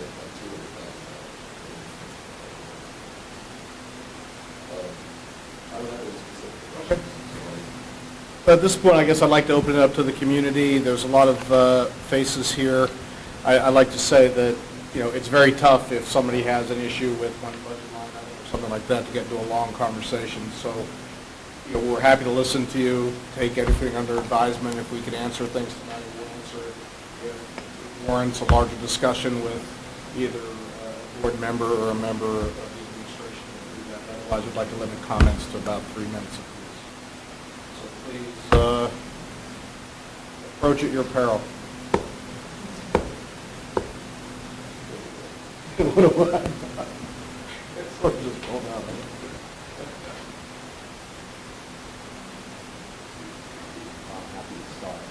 I don't have much to say. My name's David Rubin, 55 Circle Drive. I just have a general comment, and it's a really historical comment. I've come here in the past, in particular the year before, the cap was put into place, and we passed a very conservative budget, and I complained at the time that was foolish because it gave us a low base to start from, and we couldn't increase our budget going forward, and that's exactly what's happened. And that's why we're here now having to face with a cap increase, which is fine. So my question is, why does the board even care about the cap? Why are we doing any analysis around the cap? Let's propose the budget that we think we need to have the programs that we want and forget the cap and just move on. I echo what you said. I mean, I've for a few years now, I've taken the same position that what we were doing is we were being penny wise and pound foolish and trying to solve for a number that was arbitrary and artificially reduced our basis, and you're absolutely right. That's why we are where we are. But I think that you're finding, at least my sense of the board, and we could all discuss, but in the prior meetings, I think we're to the point that, when you look at the cuts that Dr. Harrison proposed, both to get us down to 3% or down to just a flat budget, these are things that affect why, frankly, I moved to Irvington. And I believe that, regardless of some state-imposed tax cap, it's time to draw a line in the sand and determine how we want our schools to look 5 years, 10 years out, and, taking away extracurricular clubs, taking away sports, not, our teachers not having the support they need in the classrooms and in their professional development. That's not an Irvington that I personally want to see, so I completely agree. So can we ask Ms. Miller next year not to even bother doing a Well, legally, we have calculation? to. Unfortunately, legally, we have to. Well, spend as little time as possible on it.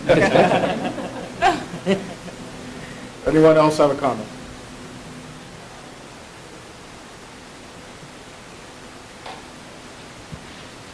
Leo McLaughlin, I'm on Half Moon Lane. Basically, as a parent, the possibility of significant cuts is definitely of a concern. But as a homeowner, it's much more of a distress that when I think about the property values of Westchester, it's really all about the schools, and losing Irvington's reputation for great schools would be disastrous. My last point is actually kind of follow up on the previous one, that in fact, what I think we should do this year is to put as much as possible into this year's budget that would not require further expenditures down the line. So getting as much of the painting done this year, getting as much of the reserve for the workers' comp this year, because we're never going to blow the 2% budget this year anyway. And so come up with a number that's nice and healthy and establishes a good baseline so that maybe for the next couple of years we don't have to go beyond 2%.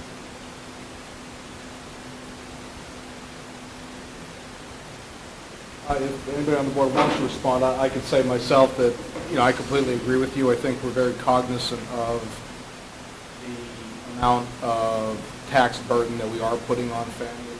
Let's face it, a lot of people are still struggling. And the reason that the slide keeps showing up about the 4-year average of the tax increases, I think this board in prior years is very prudent in looking at cuts and figuring out what the best way is to structure the budget. Frankly, I think we've been too prudent in the cuts that we've made because we've gotten to this point. So I think it's a balancing act, but I do agree, and I think that the board will ultimately support having our budget back to the level that our basis is right, so that we're not in this situation next year. I just want to just address what happens with the budget because that's what this is. This is an art form. This is not a science. Right. I think. And the arbiter is the polls. Sure. On budget then. So what happens in this scenario of the 2% capital when you go to budget? I also think it's just one thing that's important. Last year when the budget passed, and that budget was under the tax cap, we still only got about 63% of the vote. And it's important to note that 60 is that line in the sand. So we weren't like screamingly over 60. There have been some budgets in the past that have passed under 60, but not quite. So that's something that we're mindful of. We were presenting a budget increase of 10%, with a tax increase of 8.5%. I don't think we feel good about getting to 60%. That's not good. Well, let Bev run through the process. I think it's good. I think you're right. It's good for people to hear. If we present a budget that is over the tax cap, again, we have to get 60% or more approval of the voters to pass the budget. If we do not, the board then has the option of presenting a second time that budget, which again would need 60%, doing an adjusted budget that is under the tax cap or at the tax cap where you need 50%. If it fails that time, you have to go to a contingent budget, and that is below the tax cap. You cannot raise one more dollar than the current tax levy, so it would be all of those cuts plus more. Cuts in level 1, 2. Plus more. Yeah, it is basically fiscal Armageddon at that point if the community refuses to pass the increase in the budget. We're backed into a corner that we don't have to go back. So basically, an austerity measure. So we get a second chance. Well, I'm at the end, at the third. Right, Right. and at that point, if we get to that point, we will obviously have more discussions about what is the optimal thing to go back out with, but, you know, I think at this point, trying to figure out what is your initial. But it's true, but that's why we do this, and that's why we've spent the last months doing presentations and having the meetings with various constituent groups and having forums, because, you know, I think that getting to that second vote is a disaster. You know, if we get to that second vote, I don't think that either the administration, the board, or frankly, all of you people have done your job in figuring out what we're spending your money on as part of the schools. You know, it is a collaborative process, and I would hope that, you know, over the next month and a half before we finalize the budget, that everyone feels that they've had time to weigh in, ask any questions they have, and understand what we're all voting on as a community, because ultimately that's what we're doing, we're voting as a community. I mean, I think historically, what we as a board see is the meeting when the board votes to adopt the budget is oversubscribed, and that's the meeting where everyone decides to come out and kind of tell us how they feel. Unfortunately, it's really late at that point for us to, as a board, debate to make, you know, significant changes to the direction we're heading. Yeah, for the most part. I mean, yes, we could tweak things, we could change it, but for the most part, we're going through this process now, so we encourage everybody, and we encourage you to tell your friends and neighbors as well, that especially in light of the 60% majority vote that we need, people need to pay attention earlier this year, because if a groundswell comes up a week before we are going to vote on the budget, it might ultimately result in, you know, an outcome we would not want, and it's possibly something we could have addressed if we had more time. So I'm just saying, you know, the more people could get the word out, to get people engaged earlier this year because of the tax cap issue, I think it would be better. Does anyone else in the community have a comment?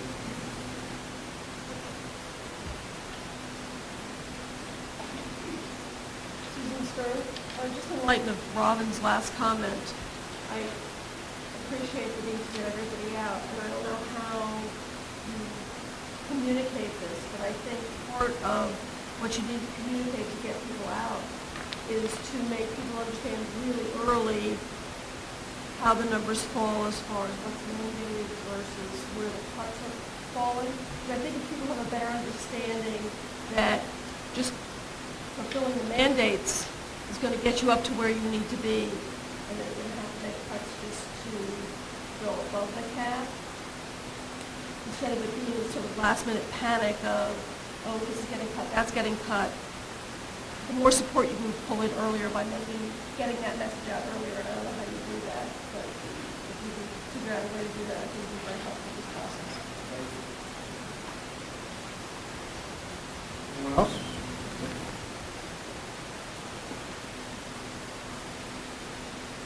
Oh, okay. Here's one. Sir.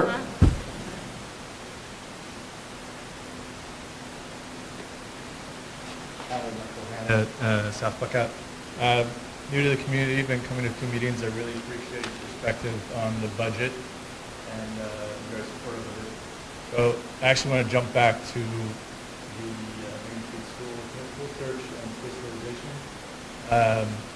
I have 2 children in the school, and it does have an effect in delaying the search, because then we don't have leadership there. So I just want to point that out. Been very happy with the principal this year, so I just want to get that out there. Any other comments? Sir. John Montgomery, Meadowbrook Road. Just one comment that seems like I make every year for the last few years, but I think it's obviously relevant when you look at this budget.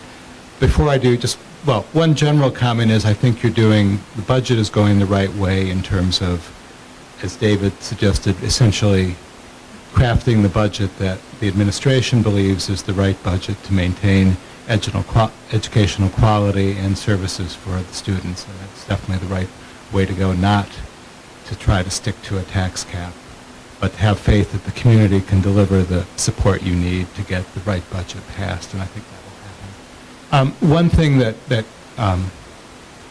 I think I just want to comment on is tax certs. This budget and the last few budgets have continued to kick this issue, the can of this issue down the road by not reserving for tax certs, but instead either relying on budget shortfalls that go into your reserves and then can get paid out as tax certs, or worse, borrowing for them. And remember, what tax certs are a refund of past year's educational costs that were paid by taxpayers who then you decide were being over-assessed. And what would be fair is that other people who benefited from those costs in those past years would have paid for them. But the way you do that is to have higher taxes through reserving for tax certs. And that's clearly fiscally the right thing to do. And I'd urge the board to think about that as part of their budgeting process rather than just perennially reacting to tax certs as they come along and essentially kicking the can down the road. Are there any other comments? Okay, any other comments? I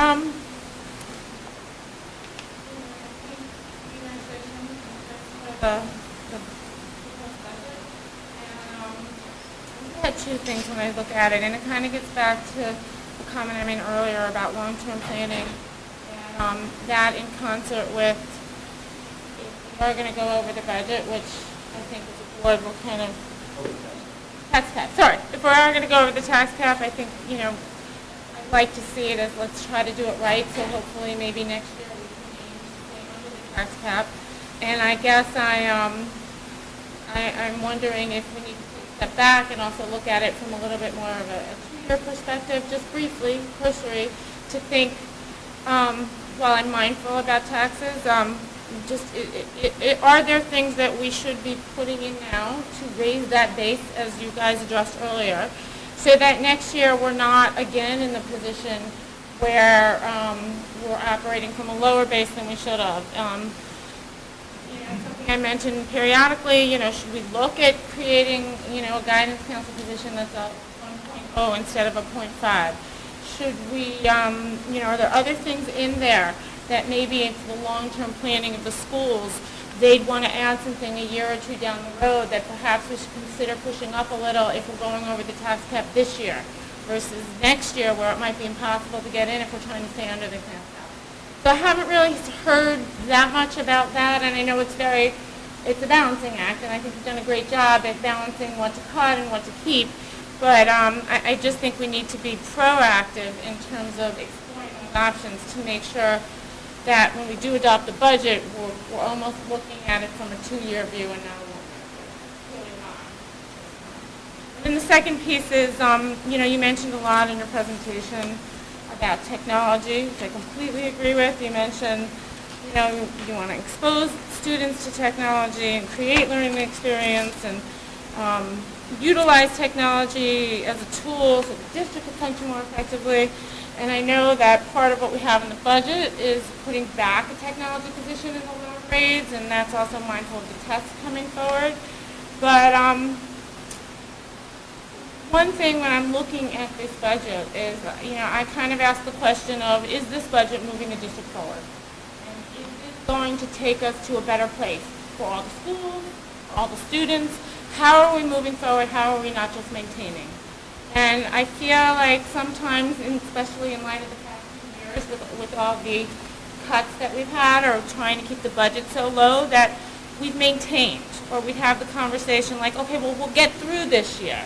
So, especially with technology, I'm very mindful of technology. Can we not maintain? Can we do better? And then so for adding back the technology, I'll reverse a second. I look at that position that we're adding, and I also hear what people are saying in the community over the course of this year. And it appears as if adding back a position is great, but that position needs to be supported. There needs to be a very strong curriculum that will move us forward for that position we create, as well as for the technology positions that are here. So it's fine if we want to spend money on creating positions, but if we're not going to create curriculum that actually utilizes those positions, then I'm not sure we should be spending the money. So I'm kind of looking to the administration saying, is there a commitment from, the district's perspective to actually come up with a curriculum in September? I don't want to wait another year if we're spending money on creating positions that's going to move us forward. And if we're just creating a position and they're going to go back to the curriculum from 2 years ago, then I would question whether that's the best use of spending those resources. And, kind of a loaded, big question. I think our goal would be exactly what you just said, Robin. We're certainly not going back to the curriculum from 2 years ago.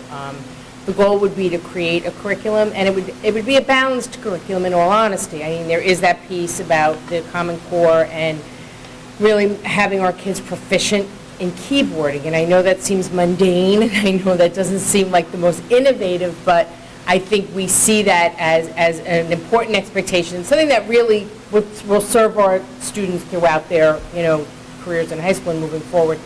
But we also do see it as a chance for innovation and really to start thinking in different ways about how we integrate technology. So there's no question that it would be a very clear, defined, developed curriculum. It would be developed with teachers, and I also would say that was not the case originally. So I think Is we've there learned. money in the budget for curriculum development? Would it be done over the summer, or would it be done before the year is over? How do we actually make that happen? In combination. I would say we would certainly start, once we knew, come May, if we knew that was really going to be, we were going to be able to do this moving forward, we would start taking steps in May, and then certainly over the summer. It would start in September. It would not be something that by December we're saying we're hoping to get this going. It would be up and running in September. Is your feeling now we're looking at a K-12 approach on technology curriculum, or are we taking a K-5 approach and then we'll roll out later? I think there's two pieces to that. I think first, this piece would be K-5 because the position that we're talking about is K-5. I would say we've certainly talked about looking at technology K-12. So that would be a goal, but for September, the K-5 position would be in place. And there will be no changes to the 6-12 curriculum by September? Will we be able to also kind of look for ways to create a continuum as we're doing? We can reflect on that. I just want to be careful. In the middle school technology program is part of is required. There is a curriculum that we are required to fulfill at the middle level. And that's different than K-5, and that's different than 9-12. So that's different in terms of what we can and can't do. K-5, we're talking about an integration of curriculum. 6-8, we're talking about a mandated program of standards. But I'm assuming I've read the mandates. They're broad mandates. There's many ways to fulfill the mandates. Absolutely. It doesn't necessarily have to be what's currently being done if we determine that maybe isn't the optimal way. Correct. And there have been changes this year to the 6-8. Sir, do you have another comment? Yeah, I do, and it's not going to be about technology. I want to just reverse what I said a minute ago, sort of, and then get to another point, which is this. As much as I think it's silly for us to look at the cap, and and what Robin said a minute ago about taking a bit of a longer view, I think that's correct, that if you can raise the base at some steady level, that will help. Presenting a budget that's too big this time will guarantee that it doesn't get passed, so you have to be careful. But that leads us to this question, which is, if we're going to try to raise the base and find savings over time, the biggest place where we have savings, or we have costs, is in benefits and the sunk costs that we don't have much control over directly. So my question is there any indication from any lobbying group or any indication or any efforts that we're undergoing right now that are close to bearing any kind of savings in this? the efforts have ramped up, and members of the PTSA can talk about the consortium that they've become involved with in various letter writing campaigns. Say that there's any fruit to any of this as of yet, absolutely not. I mean, I've heard that the governor has said as recently as last week that tri-borough amendment is an absolute non-starter as far as he's concerned. So a lot of potential ways of rejiggering the way schools pay for their people. It just hasn't gotten any traction from the state. I was just going to add that it's also possible, it seems hard to believe, but it is possible, that the pension increases will slow down. Remember, the pension, the way it's calculated in particular, is over a rolling period of time. Even halfway expected, I think even, not to paraphrase you, halfway expected it to be much lower. You said that in an earlier meeting. Didn't expect 38% increase this year versus last year because obviously the stock market is doing quite a bit better because it's a rolling thing where we have to go back and fund and knows what all that is going to do. But, it's just possible that next year is going to be better picture. We don't know. I'd like to throw one thing in. This is a scary chart. All right, it's the last excess value is collapsed in the area. All right? It pretty much says to me, we all have been picking up the lost value of our homes and keeping our spending at the same height to maintain our schools. This is a whole function of the last 10 years having a catastrophic economy. And what we've done for the last 10 years is with bubblegum and banding wire kept the school together. Over the last couple of years, the lead management of our school, if you ask me, is to personal opinion was pathetic. All right, and now we have two people that are guiding our district that are getting the place people motivated and getting the principals excited and getting the kids involved in school more than we've seen in the last number of years. And the one person that's generated and saved hundreds of thousands of dollars, all right, is Bev Miller. So if you want to know how can we save money, figure out how to get 26 hours a day for Bev to work because she keeps coming up with new ideas to save money. This insurance idea is going to save us $100,000 and possibly $30,000 a year forever. Okay, and she does this all the time. So I hope that the economy is starting to show some light. It means the pension increases will stop. It will mean assessed valuation because new people who are building new homes will increase. It will lower the tax rate among everybody. So I think what we have to do is get the message out that we have the right people in place. We're asking for a few extra dollars from everybody when it comes right down to it. And I think that Michelle Capo, when she was here asking, it's only an extra $80, right? Well, when it comes right down to it, it's going to be an extra $400 on average for every home. That's a tax-deductible expense. All right? So everyone in this room or in the community is going to have an extra $200 they have to reach into their pocket to give the budget that Chris Harrison, Bev Miller, and Raina Kaur believe is the best for our schools. I think we have to get the message out, get out, and reach into your pocket for the $200. Right? Because if we don't, it gets very scary when we start canceling arts and sports, and then we look like every other basket case in the school district in the state, which we are not. So it's up to you guys. You are the evangelists. You are the people sitting here at 9:45 at night, okay? You have to get out to your neighbors and talk about this. You have to let them understand it's important that we get this out. I'll get off this. Thank you. Thank you. Anything else from the board? I would just like to really stress that there are forms that are scheduled. Please tell your friends, please tell your neighbors. We really do want to hear how everyone feels. But above that, I believe the budget at Irvington Schools, is that email address working? budget@irvingtonschools.org. If you can't make the forms, if you can't come to meetings, watch the video. You actually can just tap on to the agenda item you want to listen to, and you don't have to watch everything else. watch, listen, talk to your neighbors, and please communicate with us what you guys want to see or don't want to see, because that's really going to be it's going to be very huge for us. I just want to point out that when you came in on the back table was a detailed version of the proposed budget that breaks everything down, essentially line by line, code by code. So if you want to get into all the finite details that we've talked about over the last 3 months, it's included in this, so please take it with you. And again, Talking about that budget, it's really tough to look at, so if someone does want to look at that, I would almost suggest they kind of go back and like Maria said, scan through the board meeting for the appropriate section, because Bev did a great job at giving explanations for the different sections in there, and they could absolutely access that online. Our next meeting is here Tuesday, March 19th at 7:30. And can I get a motion to, sorry? No, there's one item.